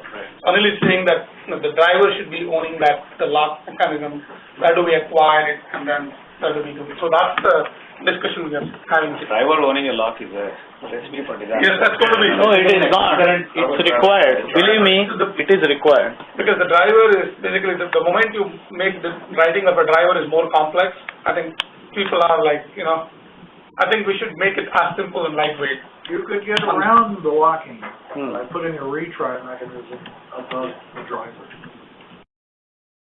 Timeouts and... That you can have anyway, right? So that you can have anyway upstream. Yeah. Try and, the driver needs a lock. It's probably a poorly implemented backend type scenario, but let them have a lock, right? did you fail and retry? Well, but you don't know where the semantics is. Even if the retry will fix it. then you need, okay, you created a lock, the thing dies. Then you need to clean clean up. the lock. I Clean mean, it up, yeah. the distributed lock, it's there. No, this is the, I think we are talking about the locks in the foundation layer, right? So if you are going to have 3 instances running on 3 different machines, managing an array, if you are taking a lock, there is no notion of a lock within a node. It's a notion of a lock across 3 nodes. And then you start using the foundation constructs like zookeeper construct. Then if you don't clean up, the other guys are pretty much dead. They can't do anything. No, the lock is specific to the driver, which means you are not locking other drivers, right? No, I'm talking about other instances of the driver running on the other 2 nodes. Yeah. Yeah, that's a Just bug getting in the that driver right. code. No, it's getting that right and asking someone to write a driver with a distributed lock concept. It's hard for me to grasp that they will develop it. We will give that facility. We are not forcing them to use it. If you can write a driver without using lock, well and good. But if you don't give that facility and that prevents the guy from writing a good driver, then it's a problem. Yeah. So we are not enforcing them that they must use locks for every create volume and delete volume. I mean, we can't force that. So I think we probably would have to have something up in the layer above the driver where we can throttle or whatever you want to call it, operation going into a particular driver, right? So if there's an array that doesn't support, or there's an operation that doesn't support, not supported concurrently, then we may have to queue it. Yeah, now that's array specific. Yeah, this become array specific. I like Tom's idea, retry. Retry with fails. Yeah. I like it too. Retry. Fail and retry. Yeah, the whole reason we get the lock is to avoid the scenario where the array says, like a request, I'm busy and throws an error. Avoid that, we get the lock, so we only allow one operation of the array. But if you can take the error and recover from it, maybe. So in fact, we implemented this way many things in Cypher originally there. Just keep calling until you succeed, right? The truth is, when you find out that you can abuse it, what you do, you go and you implement the law. Well, and in certain places, you know, unless you're smart about it, you could just keep yourself in a loop, just waiting. Yeah, but that lock is never going to go away. This is an issue, you implement the law. So you're basically saying, I think it looks like basically saying let's not push down the locking stuff into the driver. Let's do the retry and see if we can get away with it. Preferred method. That's what Cinder does too. Drivers and cinders have It's locks. difficult to push, you know, in my view, it's not easy to get it done. So Cinder gives some platform facility for Just do the retry. different distributed locks. Locks in a driver, so it's that driver. That same driver code running on 5 different nodes. There is active passive change. You can't do locking between. Yeah, but so it's like You can't really need a lock. five different codes running on the same There's only one driver. Yeah. It's a single instance cell. With Cinder, it's a single instance. Support the active passive, and some proposals trying to get it to work with the active. You're saying even though it's one instance, it could be called multiple times into the actual underlying code could be running. There are actually two drivers, two cinder volume nodes with each with the same driver. And then But even with the multi-thread, you need some kind of mutex or strip. So right now we're using local locks, that's why it does not work with active. There's some proposals to use. Okay, so it's using file system lock. It's local, that's why it does not work with the trying to get away. But that'll make it really complicated. So there's Cinder. Maybe now it's 10 minutes. Let's have 10 minutes break. Come back. So can we just, so on the lock thing, this is clearly becomes is a distributed lock exposed as a platform service. where, yeah. And I think the only thing, if the decision ultimately is yes, there should be a distributed lock. There has to be some way, operationally, you can clean up the system if something really bad happens. Like, my driver called a lock and died, and now, like, nobody can do anything. Even if it's just that one driver, can't do it. So there's got to be some way, some facility, clean up and recover. because like there's all kinds of things, with beacons and this and that, but if we get into beacons with drivers, it's like a whole complicated. So I think there has to be, along with the introduction of the facility, some way that you don't, it can be recovered. You are talking about distributed lock only because like nodes which are strictly connected to each other, so you can organize it. But from my point of view, when we are talking about just storage management, you can have several management entities which have connection to the storage, but they couldn't, for example, be located in different network, and they don't need to have connection between the entities itself. So you cannot organize distributed lock just for these management entities. So storage itself should manage the situation. You cannot totally agree with this. That's what we are saying. You People cannot are saying underlying storage doesn't like driver to do this. In some scenarios, yeah, that's what we are saying, right? Storage should be able to do that without. In theory, we should all agree, but there's some pragmatism Right now, saying you can think and talk about this only because all the nodes are located like in one network. But when we are talking just about storage management, you can have like several places where you where you manage your storage, but they could be absolutely like isolated. So it is not possible to organize. So even in the case of Copperhead, where you put in locks and talking to a VMAX or whatever, it could be that somebody outside of Copperhead is doing something else, talking to the VMAX, and you get the same error. It happens all the time for tools. It happens all the time. It happens all the time. Brownfield. Actually, the similar problem. No? You can have like two Copperhead instances working with one array, and it will be quite difficult to organize distributed block in this case. So I think that I should just. I like the statement. There's no answer. So just happens with detail. Wave your hand. So a little different problem. At some level, we also in Copperhead, we have the responsibility that we don't pumping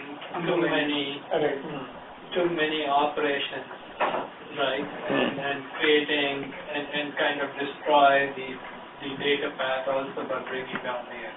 That's got to be handled above the driver layer by placing a limit on concurrent Operations. So that's what we're talking about, right? I mean, basically how many throttling parts. Yeah, so we have that, and that would need to be in this new. So throttling needs to be built in, and if we can make it in an intelligent way, we can minimize the stepping over each other. Those throttles are coded in, or is some user configured? Some setting. They're hard coded for array type, but they're externalized, so they can. On a per array type, so Practice, say no one knows. for some VMAX, no more than 3 It's like 10 or whatever. In practice, no one does change them, and no one even notices them.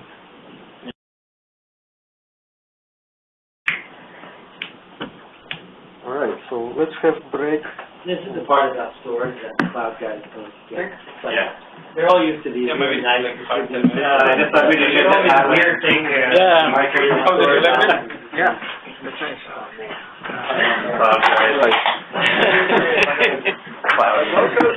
Every modern array, if you have steel, What modern array is that? Remember, there's water right next door, like, there's a kitchen area, there's coffee there too if you want. And you all know how to go to the bathroom by yourself now. That's great. We need your support. So. If you have any question, ask for the support. Yeah. All the course is, then it breaks, if you like. Yeah, I sent an email, I hope it you. Also, I now for that value, so if you find yourself, see if we can get.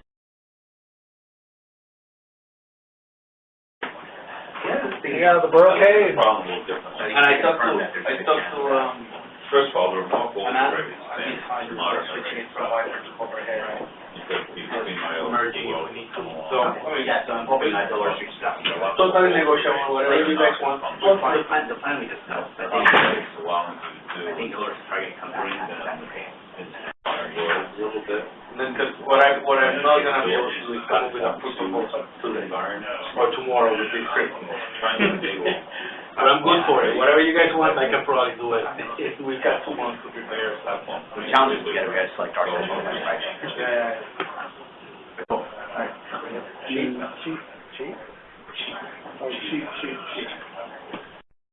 So it's, off-the-shelf servers, this, But that doesn't have anything to do, I mean, you still have. I'm responding to your comment earlier about guys who built today's infrastructures just don't understand this. About to build cloud, don't understand this about storage really slow. Yeah, there's a reason for that. They push all the responsibility. Yeah, but the thing you need to make sure is To that. build the resiliency of the application, because resiliency. I mean, scale out. You can issue multiple concurrent commands, it's not gonna. Right? Even storage stuff. So much stuff we had to do with work to get it. It's like, that's great, we have to do it, that's EMC's problem. We don't wanna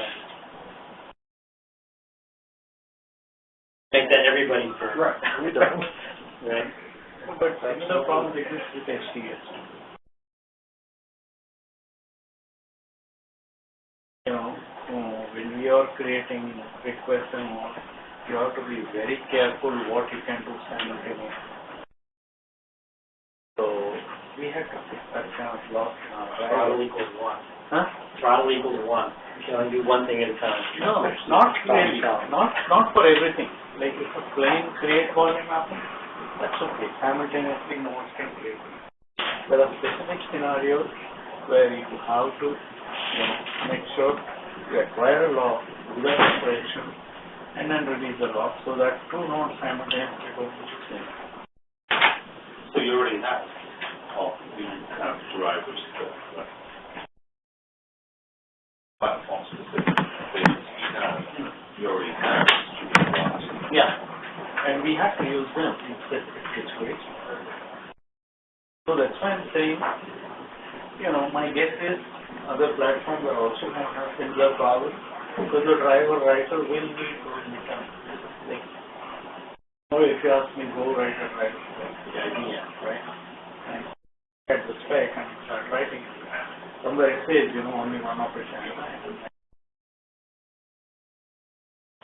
And then, how do I acquire a log? There is no NPI.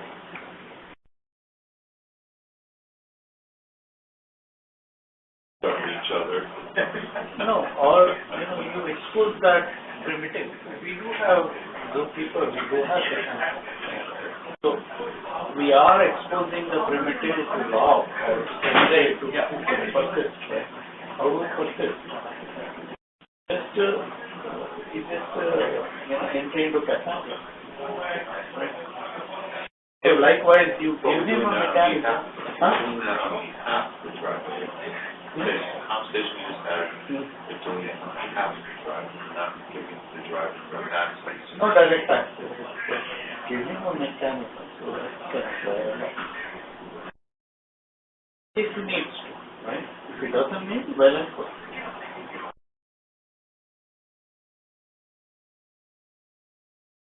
All I'm saying. We didn't have that as part of callback. Callback, yeah. So just as we have a callback for logging, we have a callback for persistence, For example, you did discovery and you got a bunch of stuff, right? Now you don't want to store it each and every time. Maybe it's an expensive operation. So you just want to persist that and use it every time. That we call it context. Yeah, so context, yeah. First is the context. So, likewise,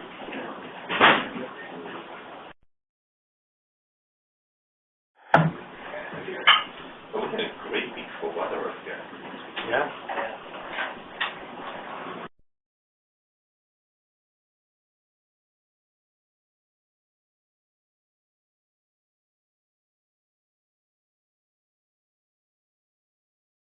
All around here in Boston this weekend. So, the 90 years of hard work. Yeah. Boston side. Yeah. Yeah, I think this area is nice. The main street, all along the river, restaurants, and everybody inside is nice.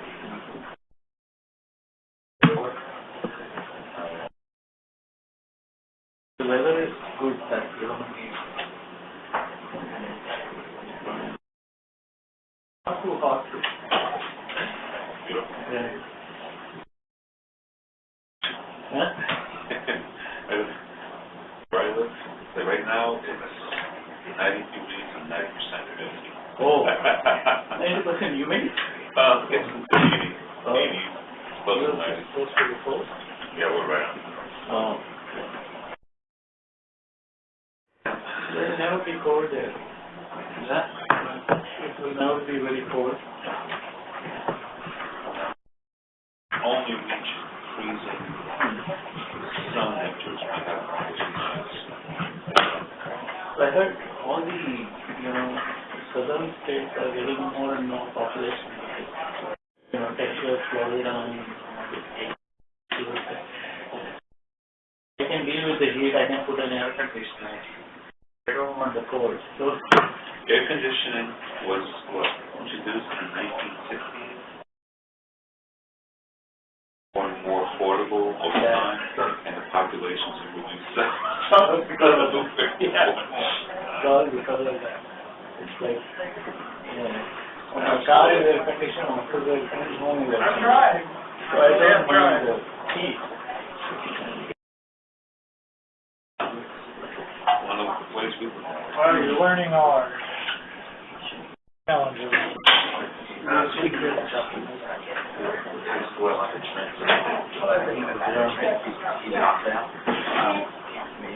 you got one thing? I just want to because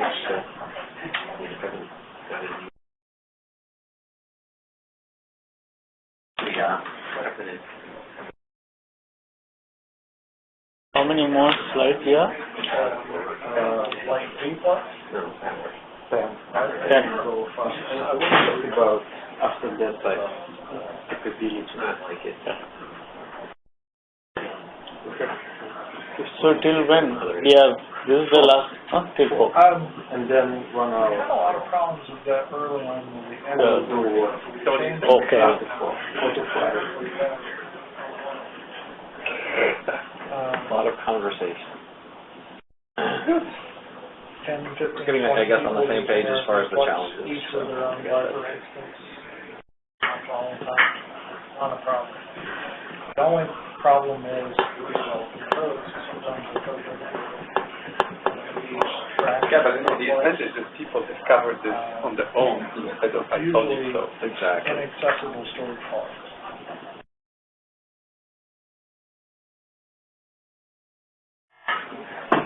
That's only an issue because a lot of the devices, particularly the don't get a storage volume cleaned off. But you do get it cleaned off the VMAX. It will tend to use the same device ID quickly, so it collides with the trash. So we have to clean those up, but that doesn't happen often in the health environment.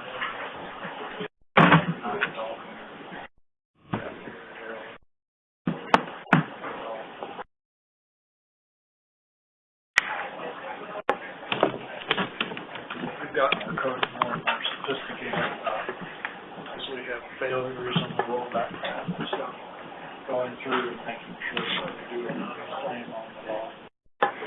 That's a part of the No, it's more to be and create. It's more like an operation. Yeah. But yeah, so he'll email me, but I didn't want that email to be a surprise.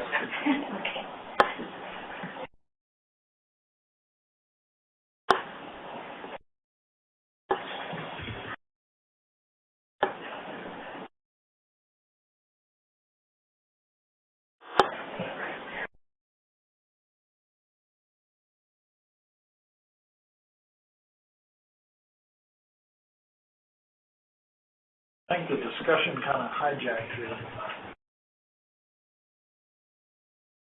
Same thing happened in the morning, I think.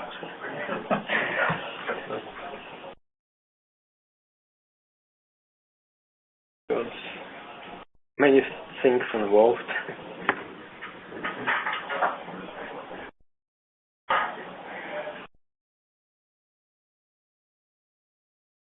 So did we get to the point where you, I'm not sure we got to the point where we,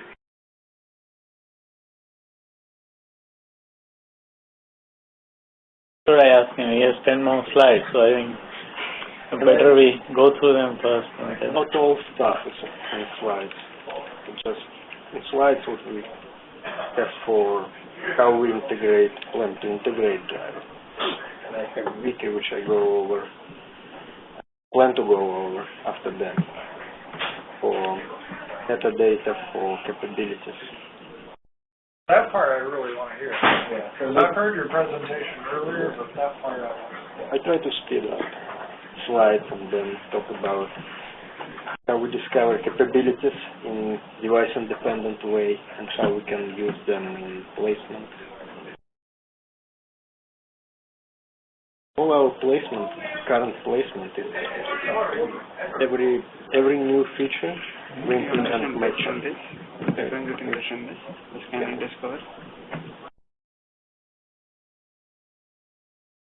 We may need to abstract this model. Because new drivers will have many new features, and should they provide matches, so we can use generic matches to match them based on the metric. We say this resource affords this same value pairs as capability. We can match, we can propagate this into vpool and match resource capability and policy generically. No?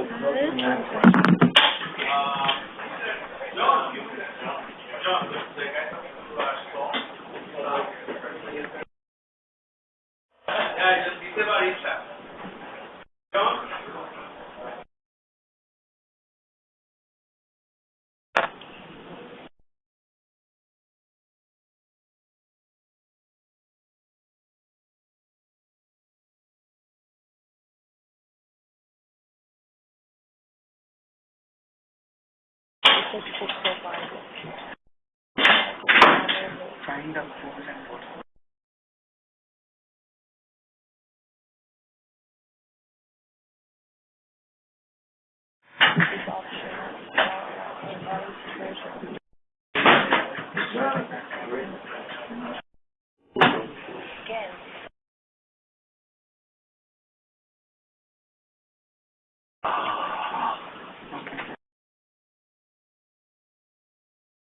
Get the 2-minute warning 1 minute ago, so they should be here around a minute from now.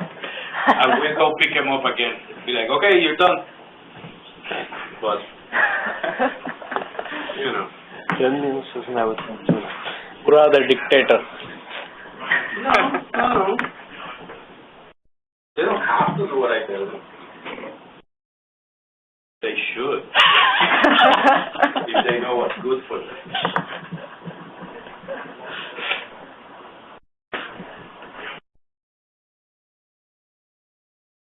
You want to have those logs on your body. One more photograph with those. Oh, that, yeah.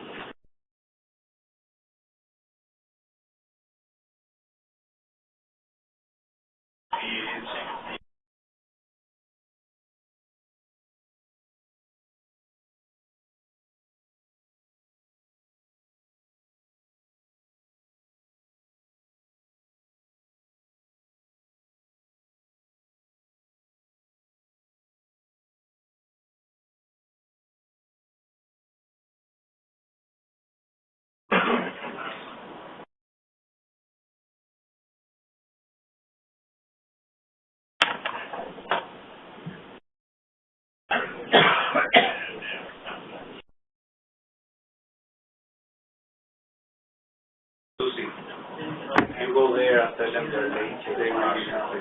Really? I'll try. Go for it. Yeah, yes, I'm sure. She's been very quiet lately. I want her to get out. I think he was just looking for basically the actual details. In most cases, the scan function won't be used. So you told us like the scan won't, sometimes the scan won't be used, right? The scan function, yeah. This is only for provider. Yeah, scan is only for providers. Only for providers. Okay. Get list of storage systems because we don't have them directly defined. So it would just be like you said, like Discord would be always Discord would be used, like and it's not like that a scan would be used every time.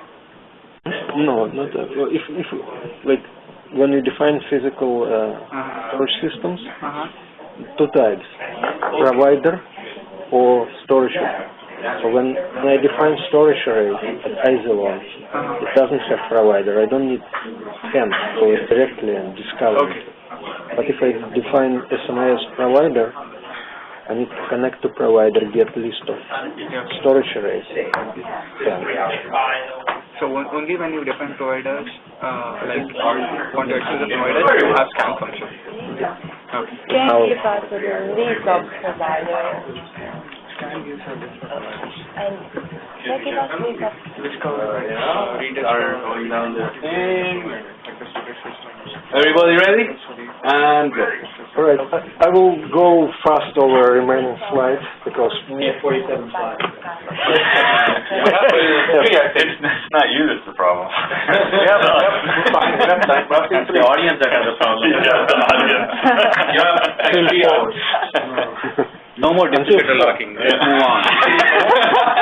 Oh, yeah, exactly. You have a big 4, right? yeah, until 4. So I have 40-something minutes. I will speed up over slides because I want to talk about capabilities after that. Cache.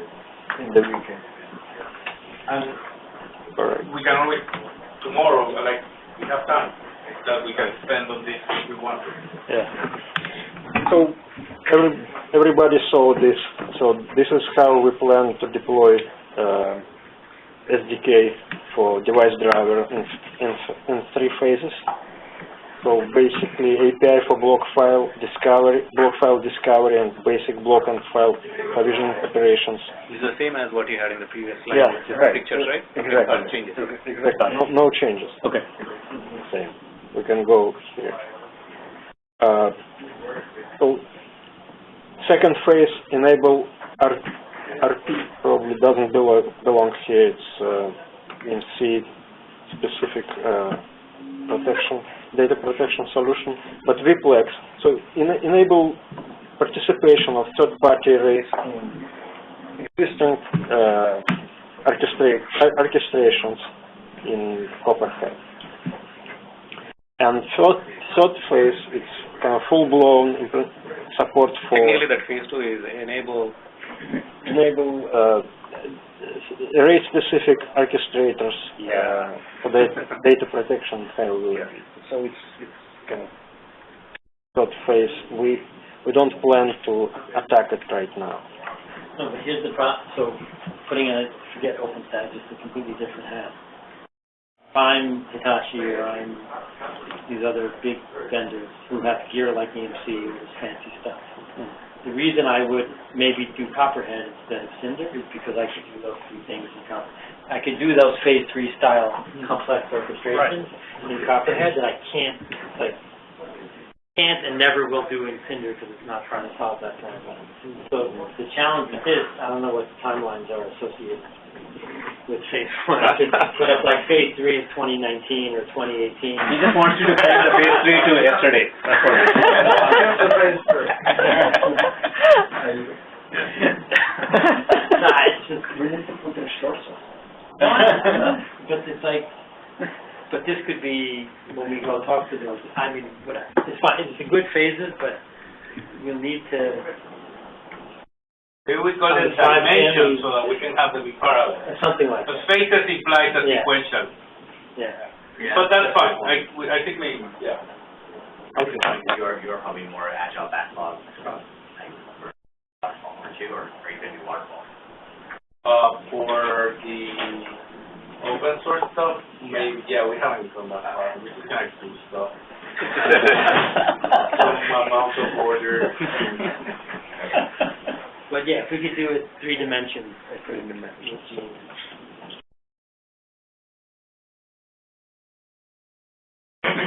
It's a fourth dimension. It's a constraint. It's a small footprint. Whoever made this one, it was like $5. Oh, yeah. It does say Copperhead at the top. Does that get them any credit? Who is paying $5? Okay. Oh, it says Viper? Where is Viper? Where is it? Oh, you said it. That's why. No, there's no Viper. XIV. Okay. So this is kind of internally how we plan to support drivers, implement external storage device on the same level as we have SMIS storage device and other array-specific storage devices. So we implement external storage device.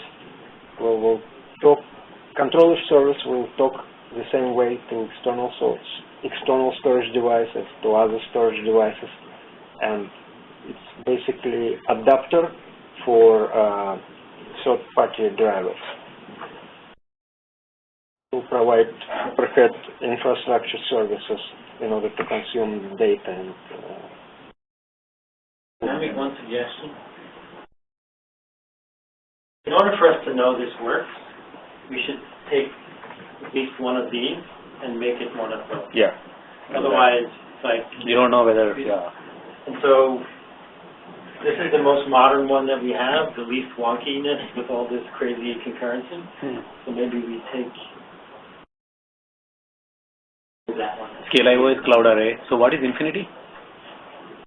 I just external something. XYZ. Yeah, XY. Infinity is some storage array. From which vendor? Infinita? Infinita? I saw. What's his name? Motion? All the MC guy. Does it matter? Yeah, it's just. But I think we should take one of these and make it as if, just so we know it works. You mean implement? Yeah. Convert it from a pure native. Convert it from a native as a way to show that it's working. I agree. Also, so to clarify, is Cloud Array and Infinity referring to native drivers, or are they referring to tiered drivers where you can offload to? Because if you're referring to Cloud Array, what I think is Cloud Array as a product, then that seems more of a tiering type of a offload. So this is what it's driver which implements Copperhead driver for Cloud Array. Array. Scale out, like scale IO. And so then I go over each API in detail. So external communication interface, it will provide adaptation capability for discovery drivers.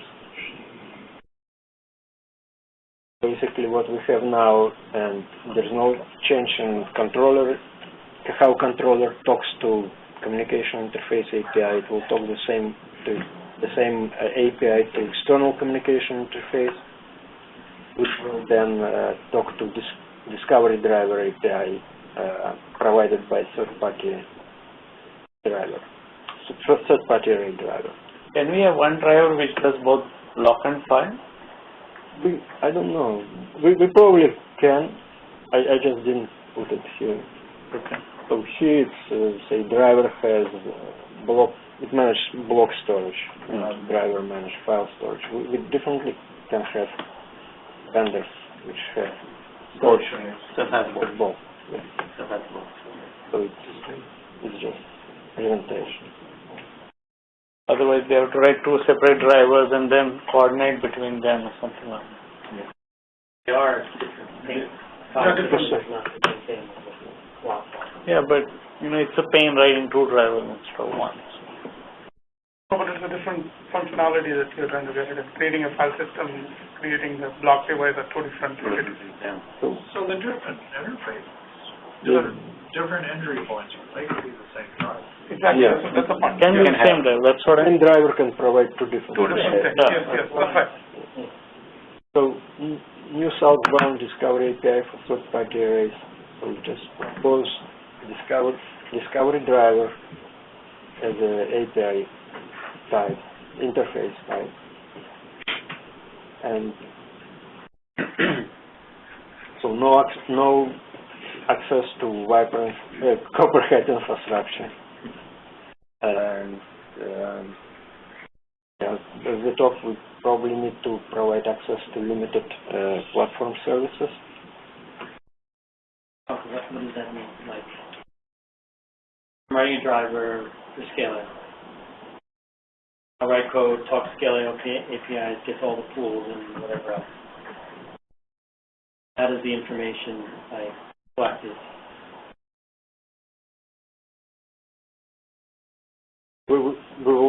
Part of the API will be discover storage pools, for example. So we will call discover storage pools. They collect data about storage pool, return back to Copperhead, to this communication interface implementation, and it will process it. And store it. Return value. Yes. It's a I will show a collection object. Yes. I have later done the kind of product proposal for API. One How comment, it will work. Evgeny, is there any particular reason you refer to these as third party? I mean, it could be anything, right? It's just... Yeah. Anything means Vmax, Vnx. It could. I mean, there's nothing to say we couldn't write their drivers in this, right? But this specific, we have current solution for Vmax and Vnx, so that's why I use going forward. But if we document it, let's not call it third party, making a distinction between EMC and other arrays. That's not what we're trying to do, right? Everyone's third party.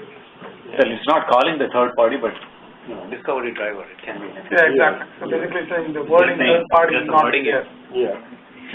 No, that's not embedded in the interface. The name itself does not have third party. Yeah, just it's in the slide. That's all. So we know. But we can just do search and replace and make it third party if you want. Yeah, this is basically what context text is.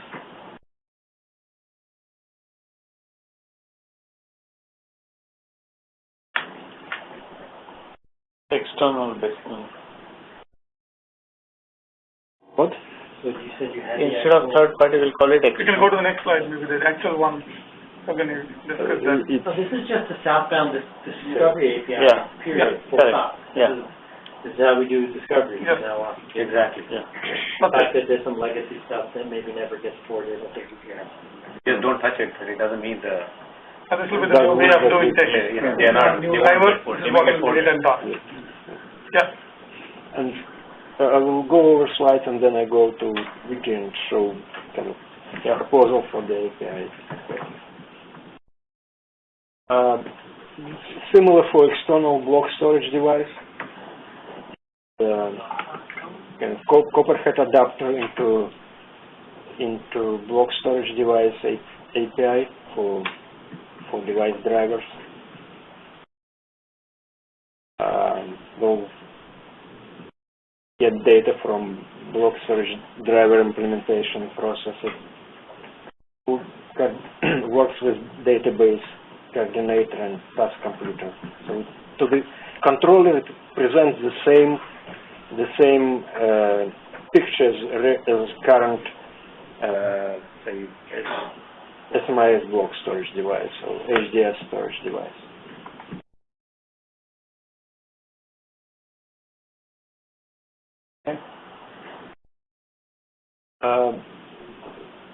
Very similar characteristics as for discovery.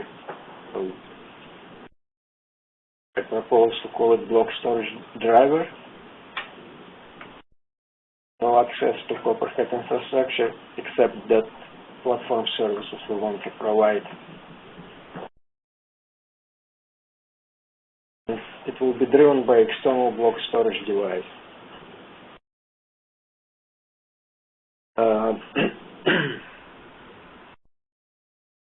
So that's features of block storage driver. So I don't want to go over. It's similar. It will communicate with controller, executor, database, and task completers. So we isolate block storage driver implementation from all these services. This interface will be asynchronous. It's called a session path. It's detail, interface detail. I thought that it will be, in some cases, synchronous, in some cases, it will be handled by this external block storage device. A return task which we will monitor and then.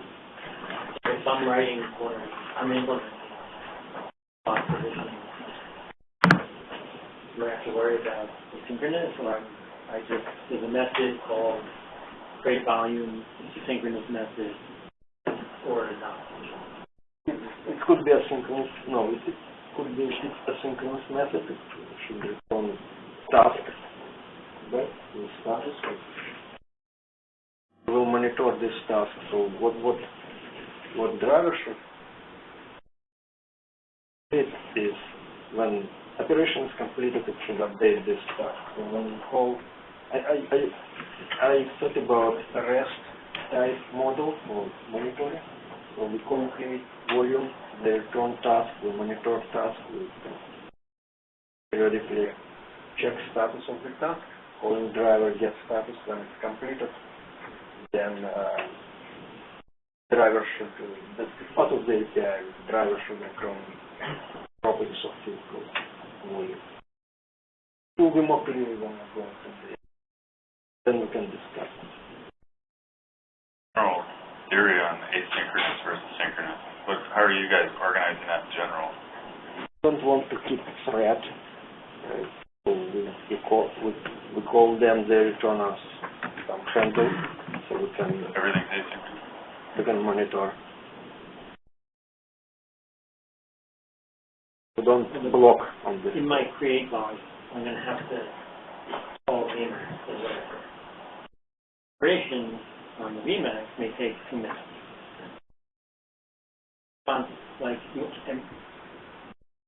So if I'm writing, if this is a synchronous thing from the perspective of the developer, right, I just call it, I end up waiting 2 minutes before I hit it. Versus I have to write my driver in a non-blocking fashion to make it much more complex to write a driver.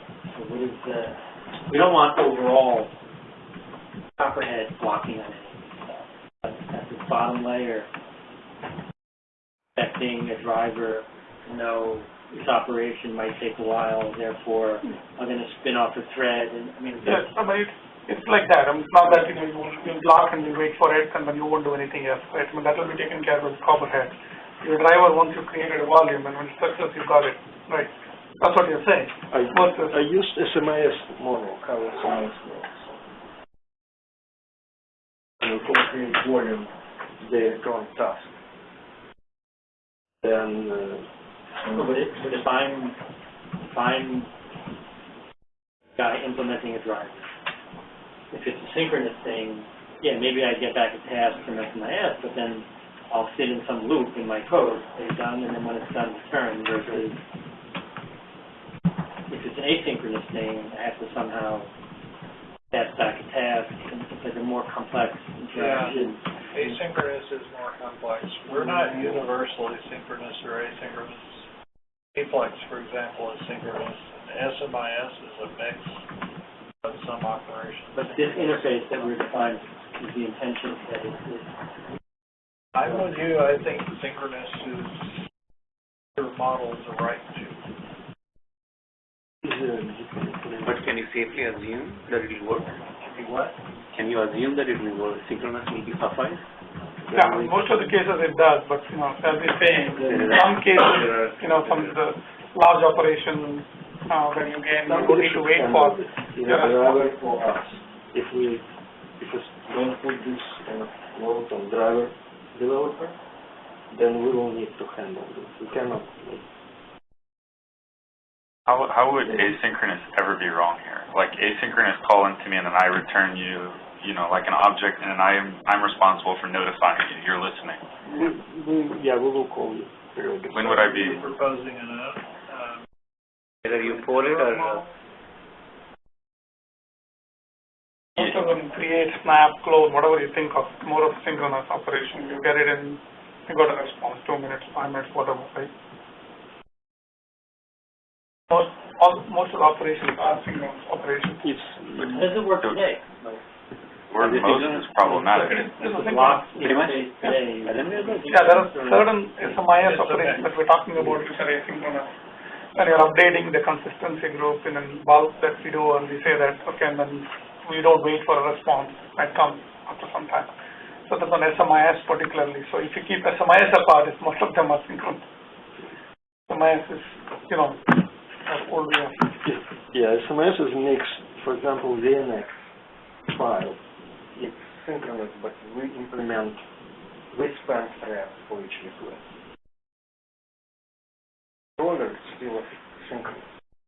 Type device, VNX storage device, it's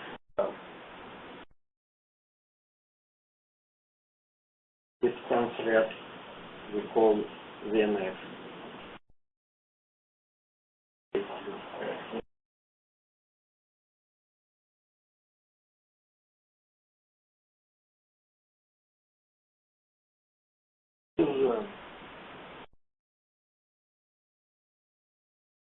is partly tied to the, how do we box? I mean, sandboxes, right? Sandboxes have their own threads.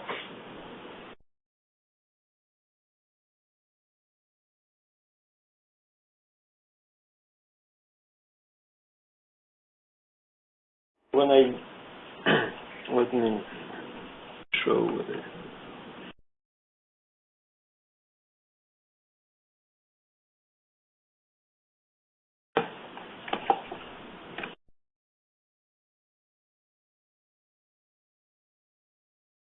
So I put some initial proposal for block storage driver here.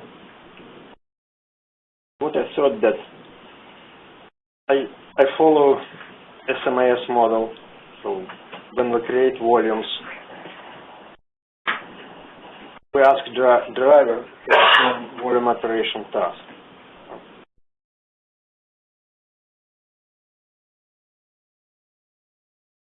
Essentially, it could be a synchronous call. It's up to driver. If they want it synchronous, they can block and then return task with completed state and return volumes in this kind of container we provide. Or then they can return immediately and with task in executing state. In this case, we will monitor it. When it's completed, we expect that they return volumes in the provided list. So it's up to Up to It's optional, but driver. Sal, you're saying that you wanted it to be synchronous? No, I'm not, I wasn't, Yeah. I was just saying. Oh, yeah, we need to be clear on that. Yeah. It's up to them, but we will support both models. If they return synchronous or asynchronous, we'll specify how we will work. So if they return executing task, they need to provide get task method, which will get us latest state of the task, and when it's executing, their responsibility to return all volumes in the list. So for most methods, I use the same approach. So I'm flexible. So basically, you've declared all of them having as though they are async and returning the task interface, but you're allowing for the ideal that they can return with an already completed task. Yes, up to them. They can block and execute and return. No, but if it takes 2 minutes, we don't want them blocked. I mean, the fact that it's couched as an asynchronous just means don't block for a long time.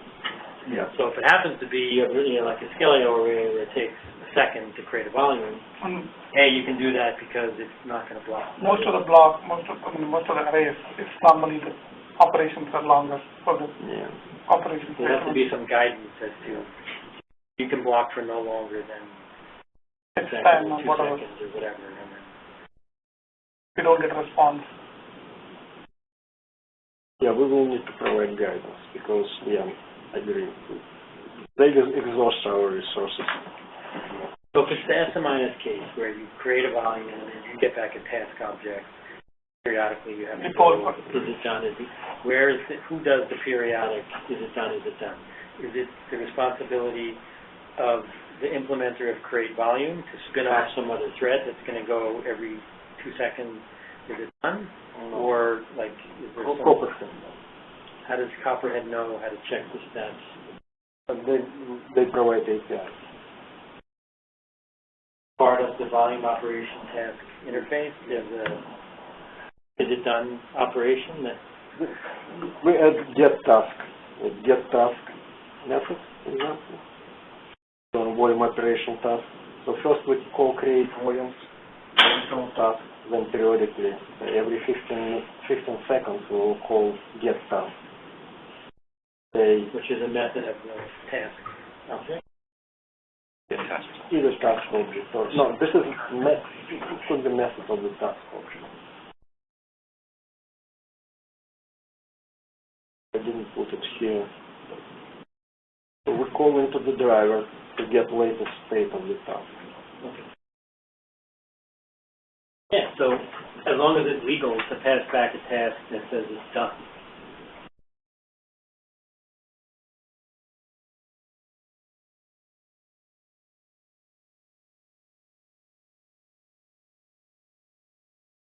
I think I'm mostly done with slides.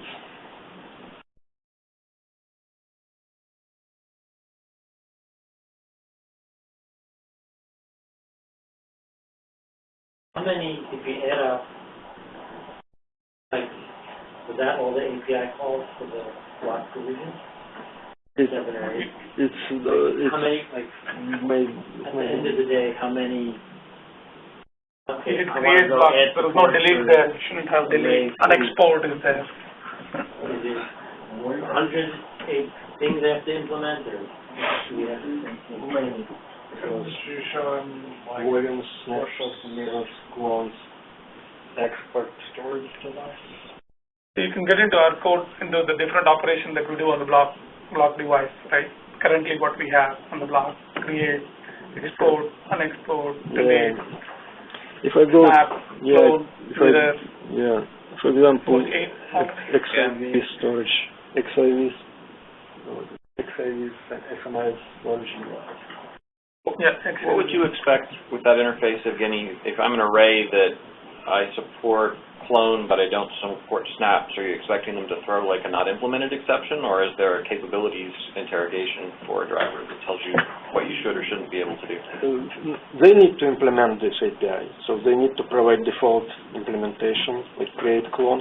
but we will know when we discover storage array, they should say which capabilities they have. Okay, so there's some capability to define the capabilities of the array as part of the discovery interface? Yes. Otherwise it will be too late. Because during the discovery, you get all those things.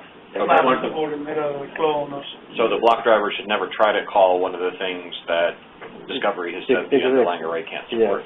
Yeah. I want to talk about capabilities. I put some kind of description here.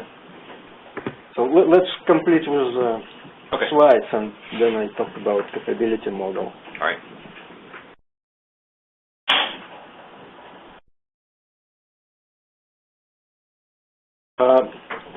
This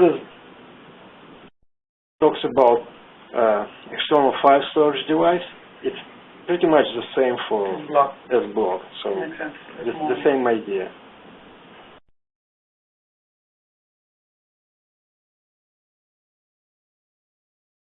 Yeah, pretty much the same. Except yeah, this is we already talked about this. So some ideas how we may deploy third-party drivers, like Java library, jar, and like internal running in the same process or running as separate JVM or just separate application with REST interface.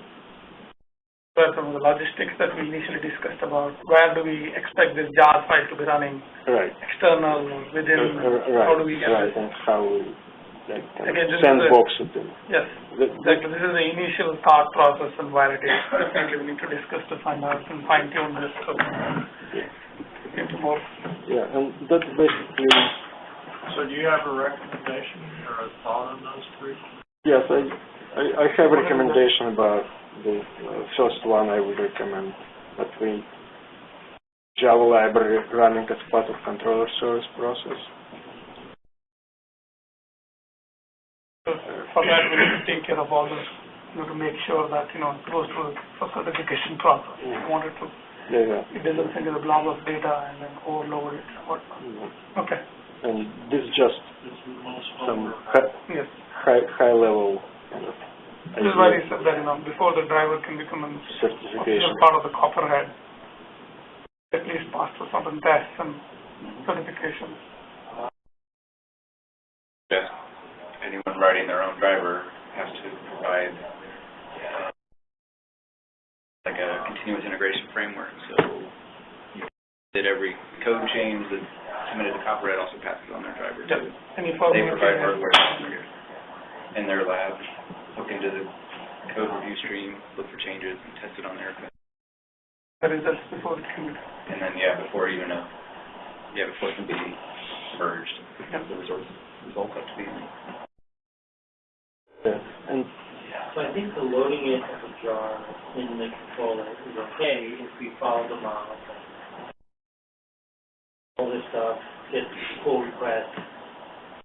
Basically, the driver becomes part of the comprehensive. I don't think that's a good model if you're going to random jar file. Did a random jar file. Didn't load that jar file into this. You at least minimally want a separate JVM to isolate stuff too. Otherwise, I think I have multiple choices for this bytecode, right? So you can actually find out what's called out of binary. So you can validate the bytecode. Right. Assume there's some Java libraries that these depend on. No, you can actually find out exactly what this thing calls. And you can restrict methods and classes that can be called. No, in practice, like HDS has some Java clients or something, right? Somebody writes a driver for HDS who's going to pull in these other jar files that are HDS. But then they can't use it. Like I say, telling them they can't use their client binding to talk to their array seems like a strange thing to tell them. No. You package a single jar file. And I can find out what this jar file is. If I have to use XML to decode something from an array, I got to go through all the craziness and make whatever. pick your favorite XML processing package or something. Okay, so that, what kind of performance does it have if it's doing the RMI call, with doing a separate JVM? I mean, material, or is it?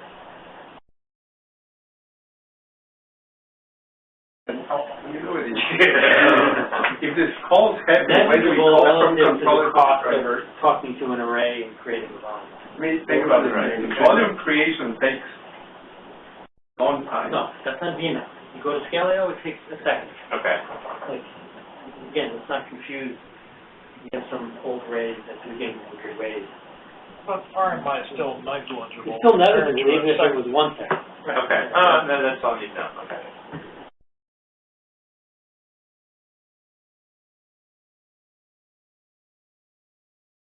Can finalize this.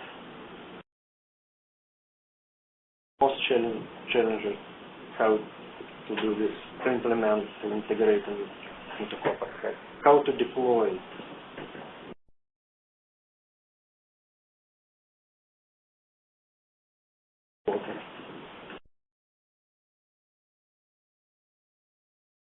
The other thing is number 3. Do number 1 or number 2, you can always get number 3 by somebody writing plugin with a generic REST API backend. I don't think it makes sense for the rest to be the only, like number 3, if that's the only thing we need, probably doesn't make sense, but not necessarily a bad idea. 2, for somebody to create a generic plugin that makes REST calls to a well-known, to a well-known host or whatever, to basically translate the API call. Gives enough, ability to. I will say in Cinder, talked to the last couple of meetups about taking all the drivers out of tree. In there. Taking them out of what? Out of tree, so that you have to go grab a driver from GitHub or something to use it.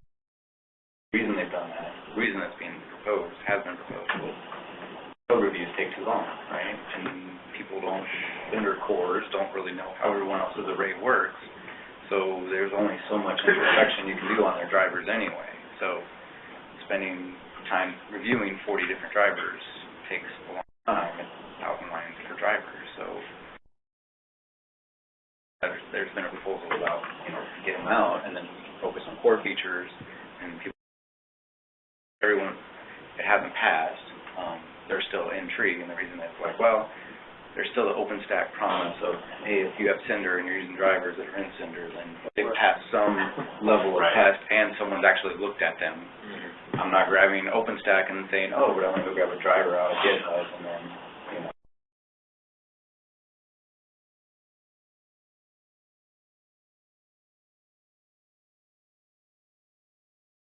background information on what they like having them there, but they don't like them there, right? What is your point about Thing shown as an alternative to 1 to 2. The only point was, did 1 or 2, you can also achieve number 3 by creating a driver that falls outside the rest. You don't have to. You still end up having a specific implementation to a particular array. No, that REST API. Right? Yeah, but I'm I'm saying, it doesn't matter. It's the REST.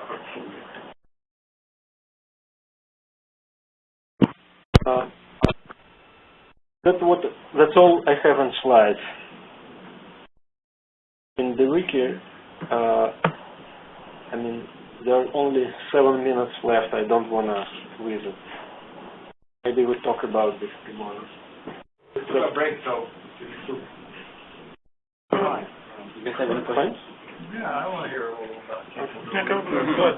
Is there any questions? So, I'll then continue. No questions? I don't think we need a break. No, I think we already had a break. So, capability model. So, what problem we want to solve here? I don't know if you got time. This is a problem. We discover storage array. which has unique data services, vendor-specific data services associated with, say, resources, storage pools, storage ports. Up to now, we discovered this and hard-coded into vpool, volume, etc. We don't have generic model to express this capability, these data services. In addition, when we discover data service, like FAST, for example, and Emacs, we explicitly implement placement matchers for this data service. So, let's say we have 20 data services, we have 20 matcher classes in Copperhead. And this may not be scalable if we consume third-party kind of new drivers, because each driver may have unique capabilities, and if we want to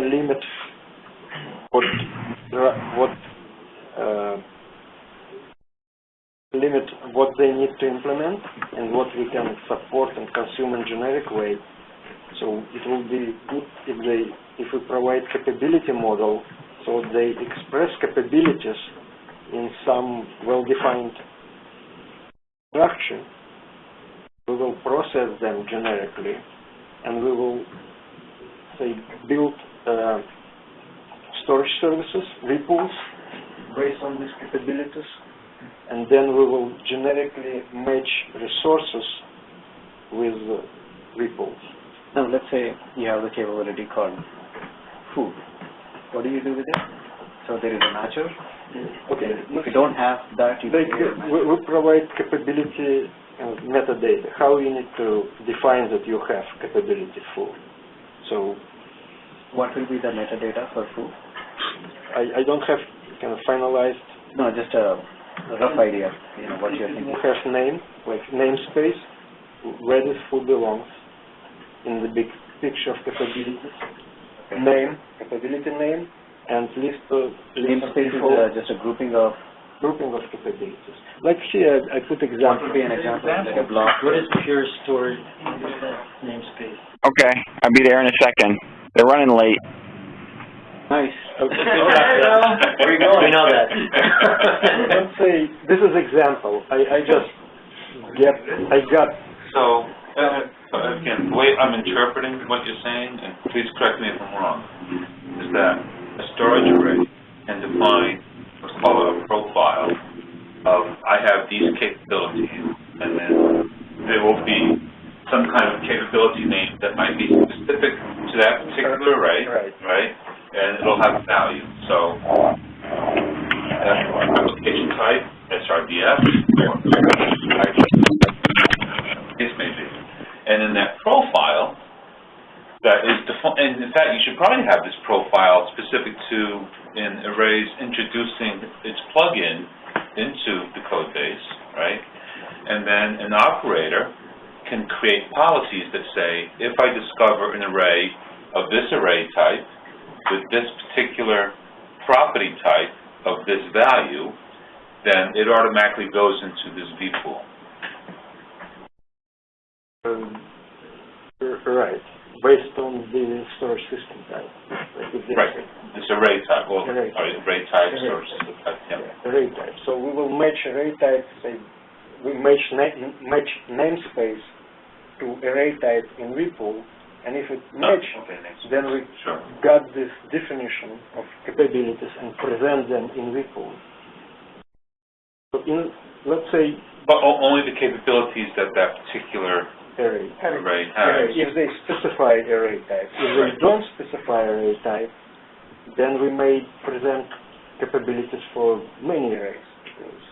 But the capabilities that you want to present in the vpool are specific to whatever the cloud operator has configured, right? Who configured? No. We discovered. What's been discovered? Well, a combination of the two, right? Yeah. The matchmaking is the... Thought about discovery, that when we discover, let's say we discover, even when they register or somehow introduce driver into Copperhead, driver may advertise definitions of capabilities which arrays may support. Yeah. May support. So metadata, like this. Namespace, capability name, set of properties. Okay, but if I have an array type, let's say a low-end array, whether it's a foo array or a VMXE that has some kind of basic replication capability, and so the driver knows that it's possible, right? But the cloud operator says, I don't care if you have a replication capability. If someone wants a bronze storage, I'm always putting VNXC into a bronze storage pool, which does not offer replication capabilities, so I wouldn't advertise that particular capability. The array would advertise it. You, as the person configuring the vPool, might not choose to. Yes. Exactly. Yeah. Exactly. That is possible. You are filtering it up. Yes. Exactly. When you, as operator, create vPool, you can skip that. Yes, that's possible. Okay. So now, okay. That's what you're saying. Okay. That's what you meant by merging. What array gives versus what we. Exactly. So tell me about the policy. So that looks like it's a set of, right, it's a set of choices of. Yeah. This is metadata. This is like Java class. I define class of capability, what it is. So it has two properties here, property name, property type, and set of values, and default value. And then for each property. So this is my capability type, which the drivers advertise. So in particular, the values though, or the fast policy names, that they're discovered off to your right? Could be one of them. So what's on the right example? This driver knows what fast policies are available in array. Okay, so Platinum VMAX for something is an actual fast policy that is found on the array. Yeah. And it just publishes, I can do fast, here's all the So we can propagate to vPool. Say if in vPool we say VMAX, then this capability will be shown. So in the I can select which specific fast I am. So the vPool, when you go to vPool, you pick a specific discover device, you get a filter list of the applicable capability. Right. Then for each applicable capability, based on this set of values, I can specify which value I want. Right. And then you can specify, and this is what I call capability. You can select subset of them, what's provided. That locks you down into what. Yeah. So yeah, this is capability definition, capability type. And based on the capability type, I can define capability instances. That's what operator may select in vPool. So capability instance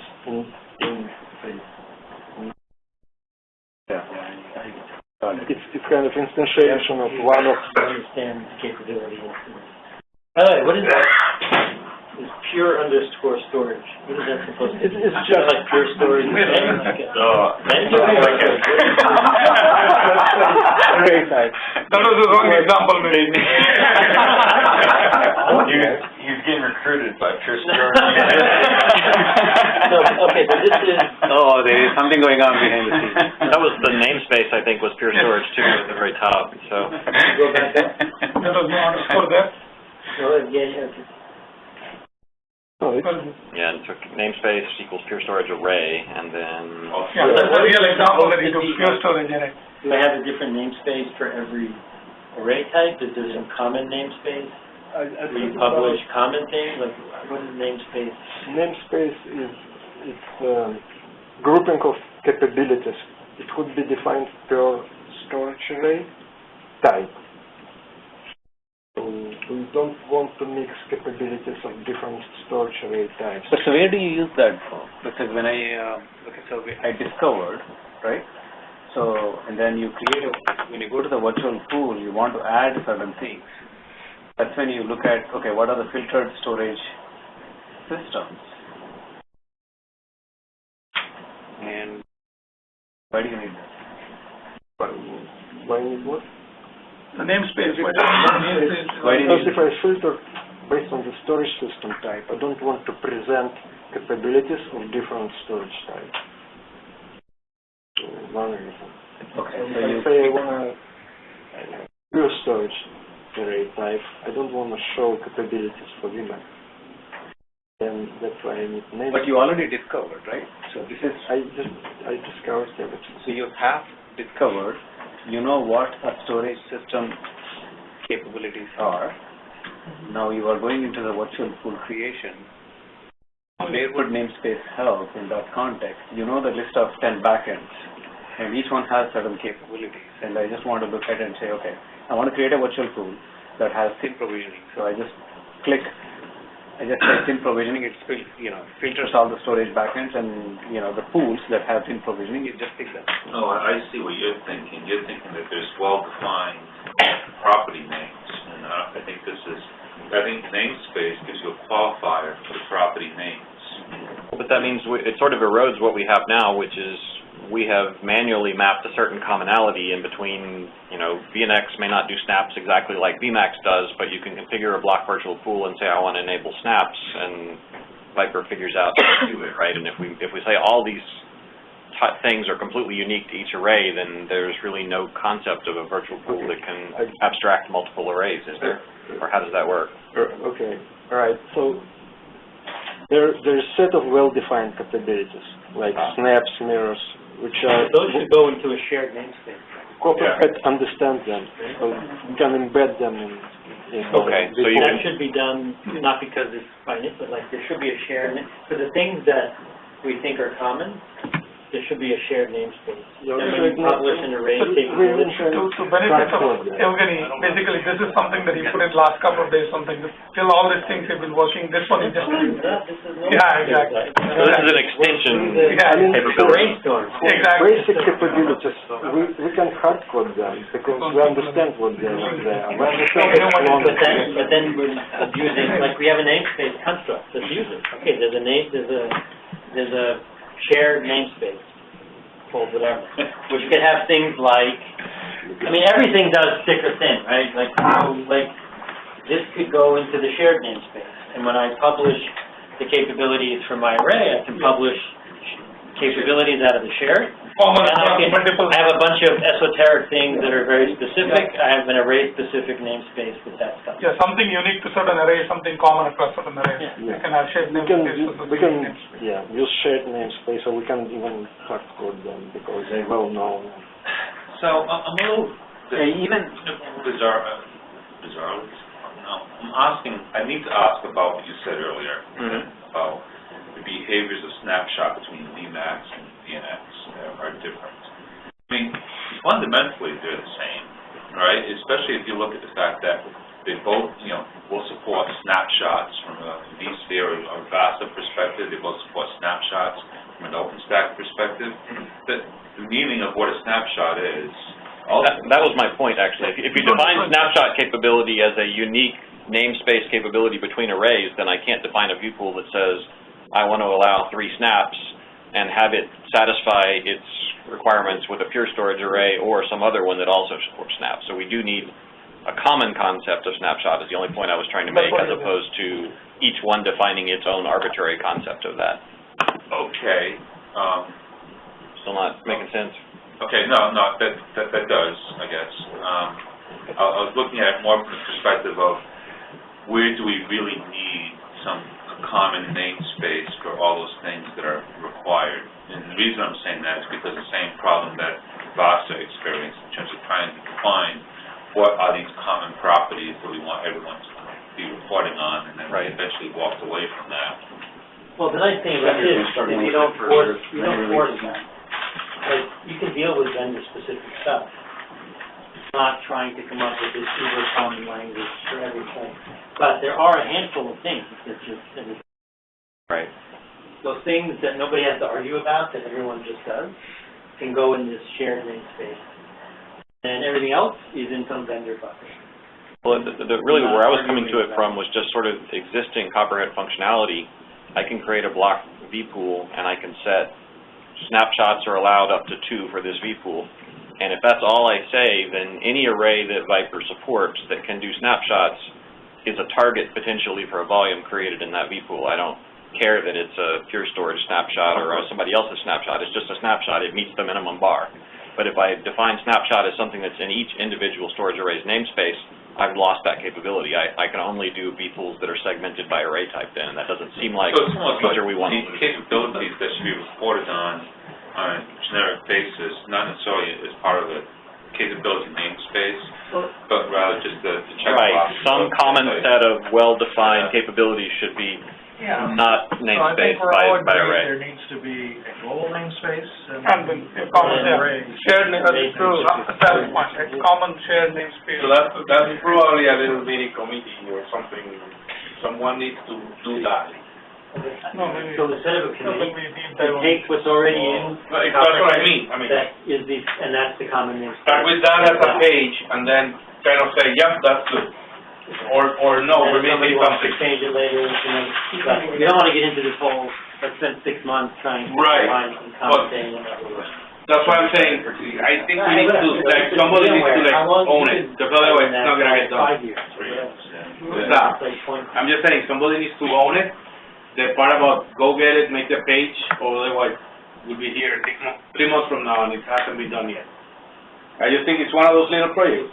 Yeah, everybody is in charge and having some people joining projects, we'll figure it out. He's doing it already, he's designing it. So change your thing to have this global namespace. Oh, so what you're saying is that Jen is going to do, okay, that's fine. He's already doing it.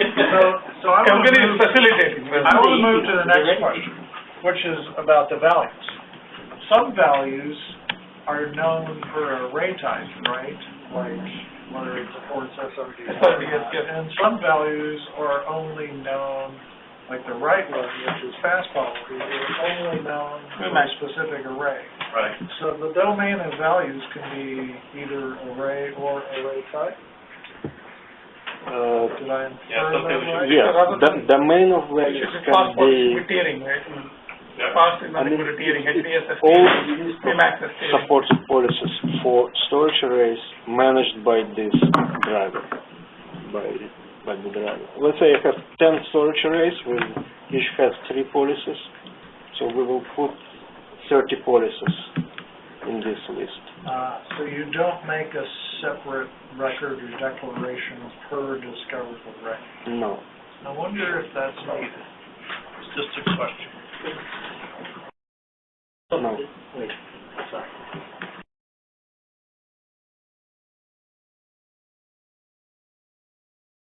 You said no, there's one list across all the arrays for that array type. No, the fast policies are defined uniquely per array. That's what I said. Right. They define uniquely per array, but this is capability definition. Capability library is defining.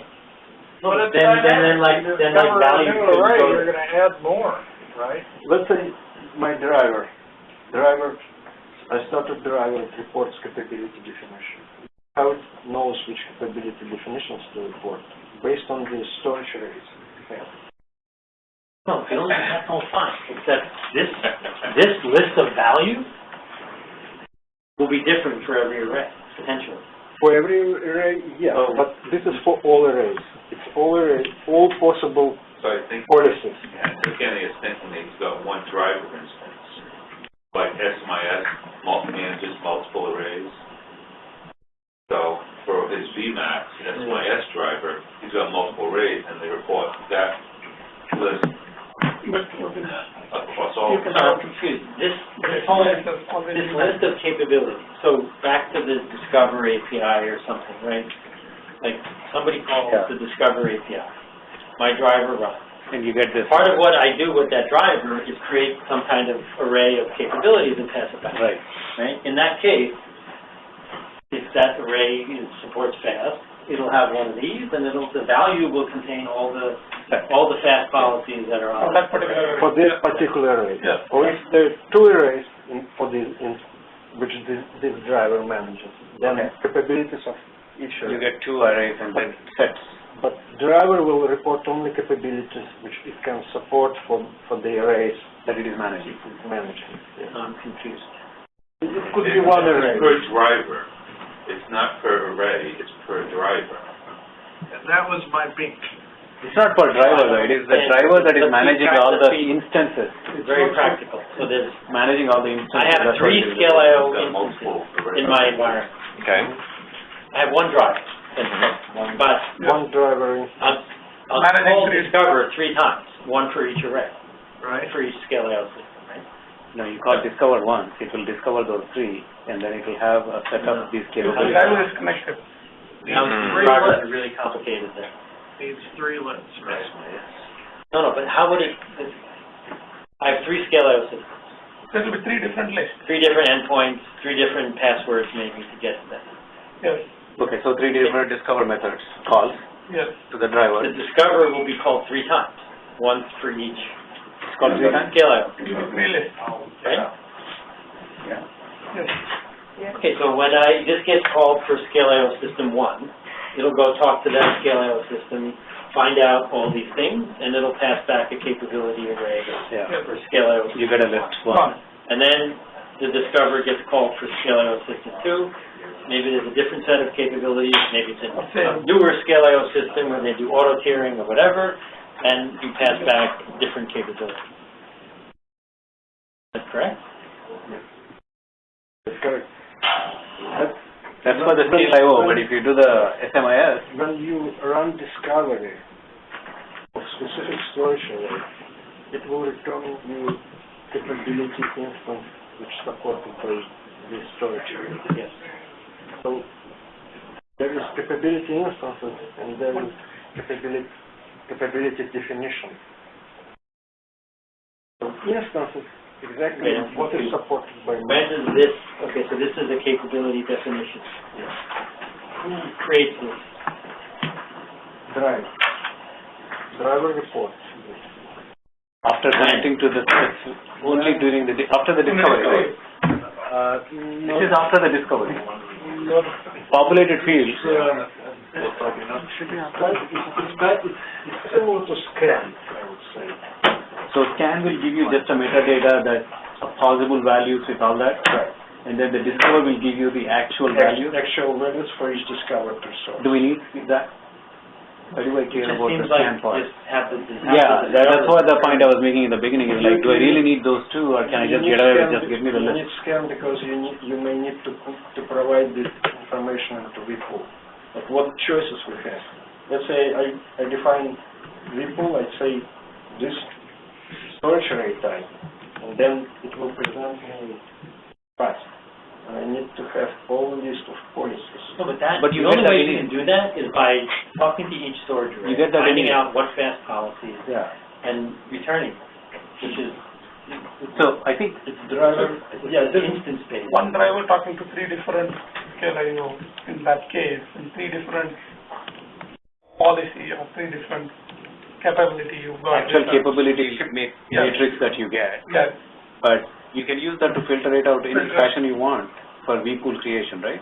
Yes. Do you need a metadata scan first? You're saying that complicates things in the driver development. The scan at that point.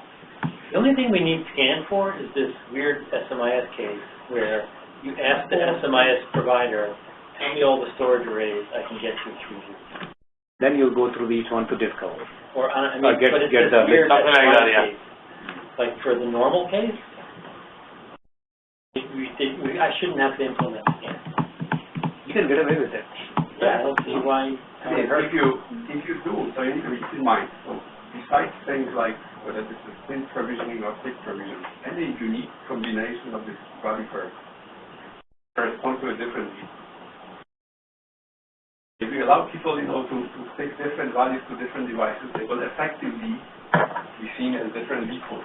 So creating too much, variety for durability of this Yeah. thing is actually Under- complicated, right? Yeah, I was gonna mention like, But that has nothing to do with Yeah, respect to. that's, right, but we need a mapping. Metadata or We need not. to start mapping across. That's a best practice that Yeah. won't have too many capabilities. Yeah, Don't go crazy with capabilities, yeah, exactly. but that's independent of. But it, Yeah, Evgeny, do you, just to close the previous point, Evgeny, do you agree that we don't need to scan, that we can just call Discover once per array? then you get a list. Yes, we probably can do this. We discover each array and then we combine the capabilities, right, and Yeah. present them Yes. Yeah. in this vPool selection. But that's Copperhead Yeah, self it's worrying about that. a problem of how to consolidate that and Yeah. present it in a simpler fashion. Copperhead code. But we don't want the driver guys to write two different things. One is, give me the set of metadata that you can possibly support in the world, and then, oh, here are the two arrays, and then give me the Especially list like because this. this value depends on information you get from the Actual array. array. Yeah. You can't generically say, this list is. Right, but Rich, this may be slightly different, but are we going to create like a dictionary so that driver creators will map out, fast, or like, it shouldn't be called fast, it We should said be earlier, called the common namespace we were That's talking what we're about. talking about. So without, that's clear, okay, good. You already discussed that, so question is now per driver or per. So that should be one of the rules of, if you're making a Cinder driver, you have to. Not in Copperhead driver. Oh, sorry. We can road. Southbound, yeah. We still need Copperhead driver. Too much. Use the common entity if it exists. name, size. Copperhead driver. So, but that could come back when you call Discover. You get this You anyway in get the basically this information. is there. Right, so you get the name, you get the type, and you get the value. It's sort of the self-describing. I mean, we don't care about the default value and all, right? So it's already actually discovered content. Whatever it can support is what it's going to give you. Right. It is what it is, and then you just consolidate this into some type of a grouping to present during the virtual pool composition. I think this capability is something similar to the VMware SPVM is what we're trying to use. Yeah, it's similar to We don't have to stop now, but just time check. We're supposed to switch over to the talk on upcoming projects and things we might want to do. We haven't finished here. I'm not saying we have to cut it short. We're talking about the project. What are we looking? I know. That definitely looks like one of them. So Yeah. First of all, this would be a great thing. If just having a system that where it's easy to write drivers, and these things can publish their capabilities, and the storage, people who know details of storage can classify ultra performance by selecting among these capabilities, and then all the provisioning stuff magically happens. That's what it is. abstract performance today will not abstract performance tomorrow, right? That's an admin problem, right? So they can always change it. Ultra performance. Yeah, we'll add ultra performance. Because that's Put a year, put a 5-year ban.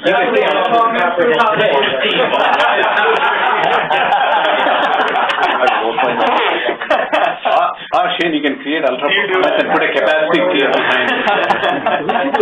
Charge people. Publish that wiki page. Send this link, and then we can have another dedicated. Right, so that's, again, it's what I was saying, like maybe one of the little target projects is set up 3 or 4 people and meet once a week or something, just not, so we don't let this fall. Yeah. Just a few of the right people and just go. Getting that covers everything, there's something else that we need to finish. This is the one, right? This is the last one. Yes, this is the last one. Good, thank you. That was awesome. Good job. So you see, it's going to be really very easy simple, to just build, right? just like whatever, right? Software, it is code. You can hold the whole thing right here. Anybody can write print a hello word. Copperhead Wiki under technical documents architecture. Want to show? It's on the URLs at the top there, right? Oh, There, yeah. Well, you can see all of it, but yeah. Yeah, it's posted, right? So Yeah. Integration of third-party No, devices. it's already reading it. Yeah. Yeah, it's all there on the. And it's open, so like, anybody can see it. But again, back to this Ben point before, we shouldn't call it There, I was gonna say, I think that's Right, a it very should be good called like feature. southbound. You integration just of. edit and it'll I think we'll change automatically. I will This is- check. Yeah, this is our copy. View device API. Give me a name, let's do it right now. Integration of drivers. edit. It's in many places. I will need to. Integration of array So what are we calling it? Integration of Device drivers. Storage Storage in the copyright. There we go. I love it. Look at this. Integration of next-gen storage driver. No, too fancy. Storage. Too fancy. That is become like ultra performance. High performance. No. No, not next generation. Integration of device drivers. Storage device drivers. Ultra high Third performance. platform. Next gen ultra. See, nowadays it's all about, down here and. I will go over. Put all those things, people won't even read it. Okay, this is something going on here. Save it. So, one more minute, I want to say what else is there. Okay, but no, wait, let's be safe. Safe first. They will take 5 minutes, I don't care what the minutes, but yeah. Okay, go for it. Right. So capability definition, then capability instance. We may go away from capability definition if we want to put everything and all kind of stuff in capability instance. Just merge is what we are saying. Yeah, merge. Then we define storage policies based on the capability instances, which we discover with the storage resources. Now, where is the? Wait, who's defining the storage policies? The driver writer or the? It's vpool. Okay, vpool. It's Okay. vpool. Call it vpool. Vpool, not loop. So, yeah, you basically define your vpool in terms of these capabilities. Right, in terms of this capability. And Yeah, then, just name it. yeah, I will do that.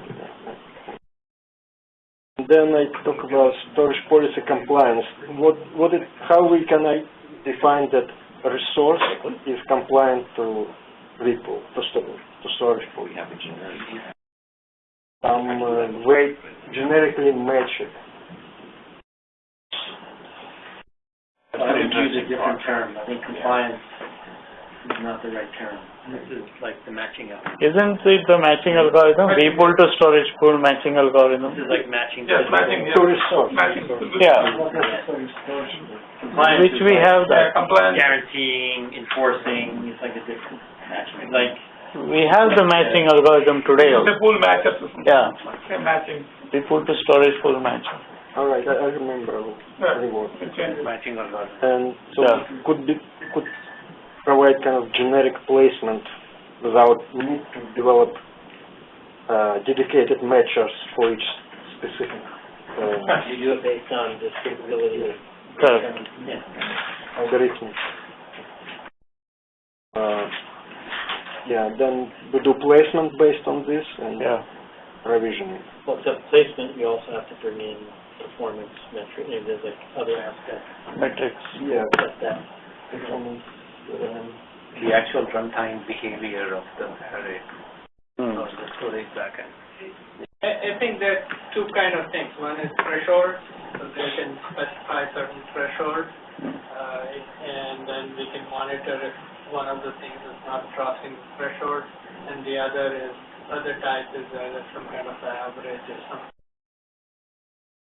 Or we have to look at that point in time stacked, right? So that's pretty. I don't think that's too difficult to do.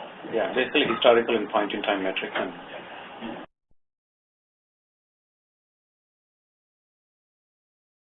The interesting thing would be if you want to give them some kind of a weighted average. There are 5 things you can select, and there are 3 KPIs for those 5 things. Formula or a weighted average.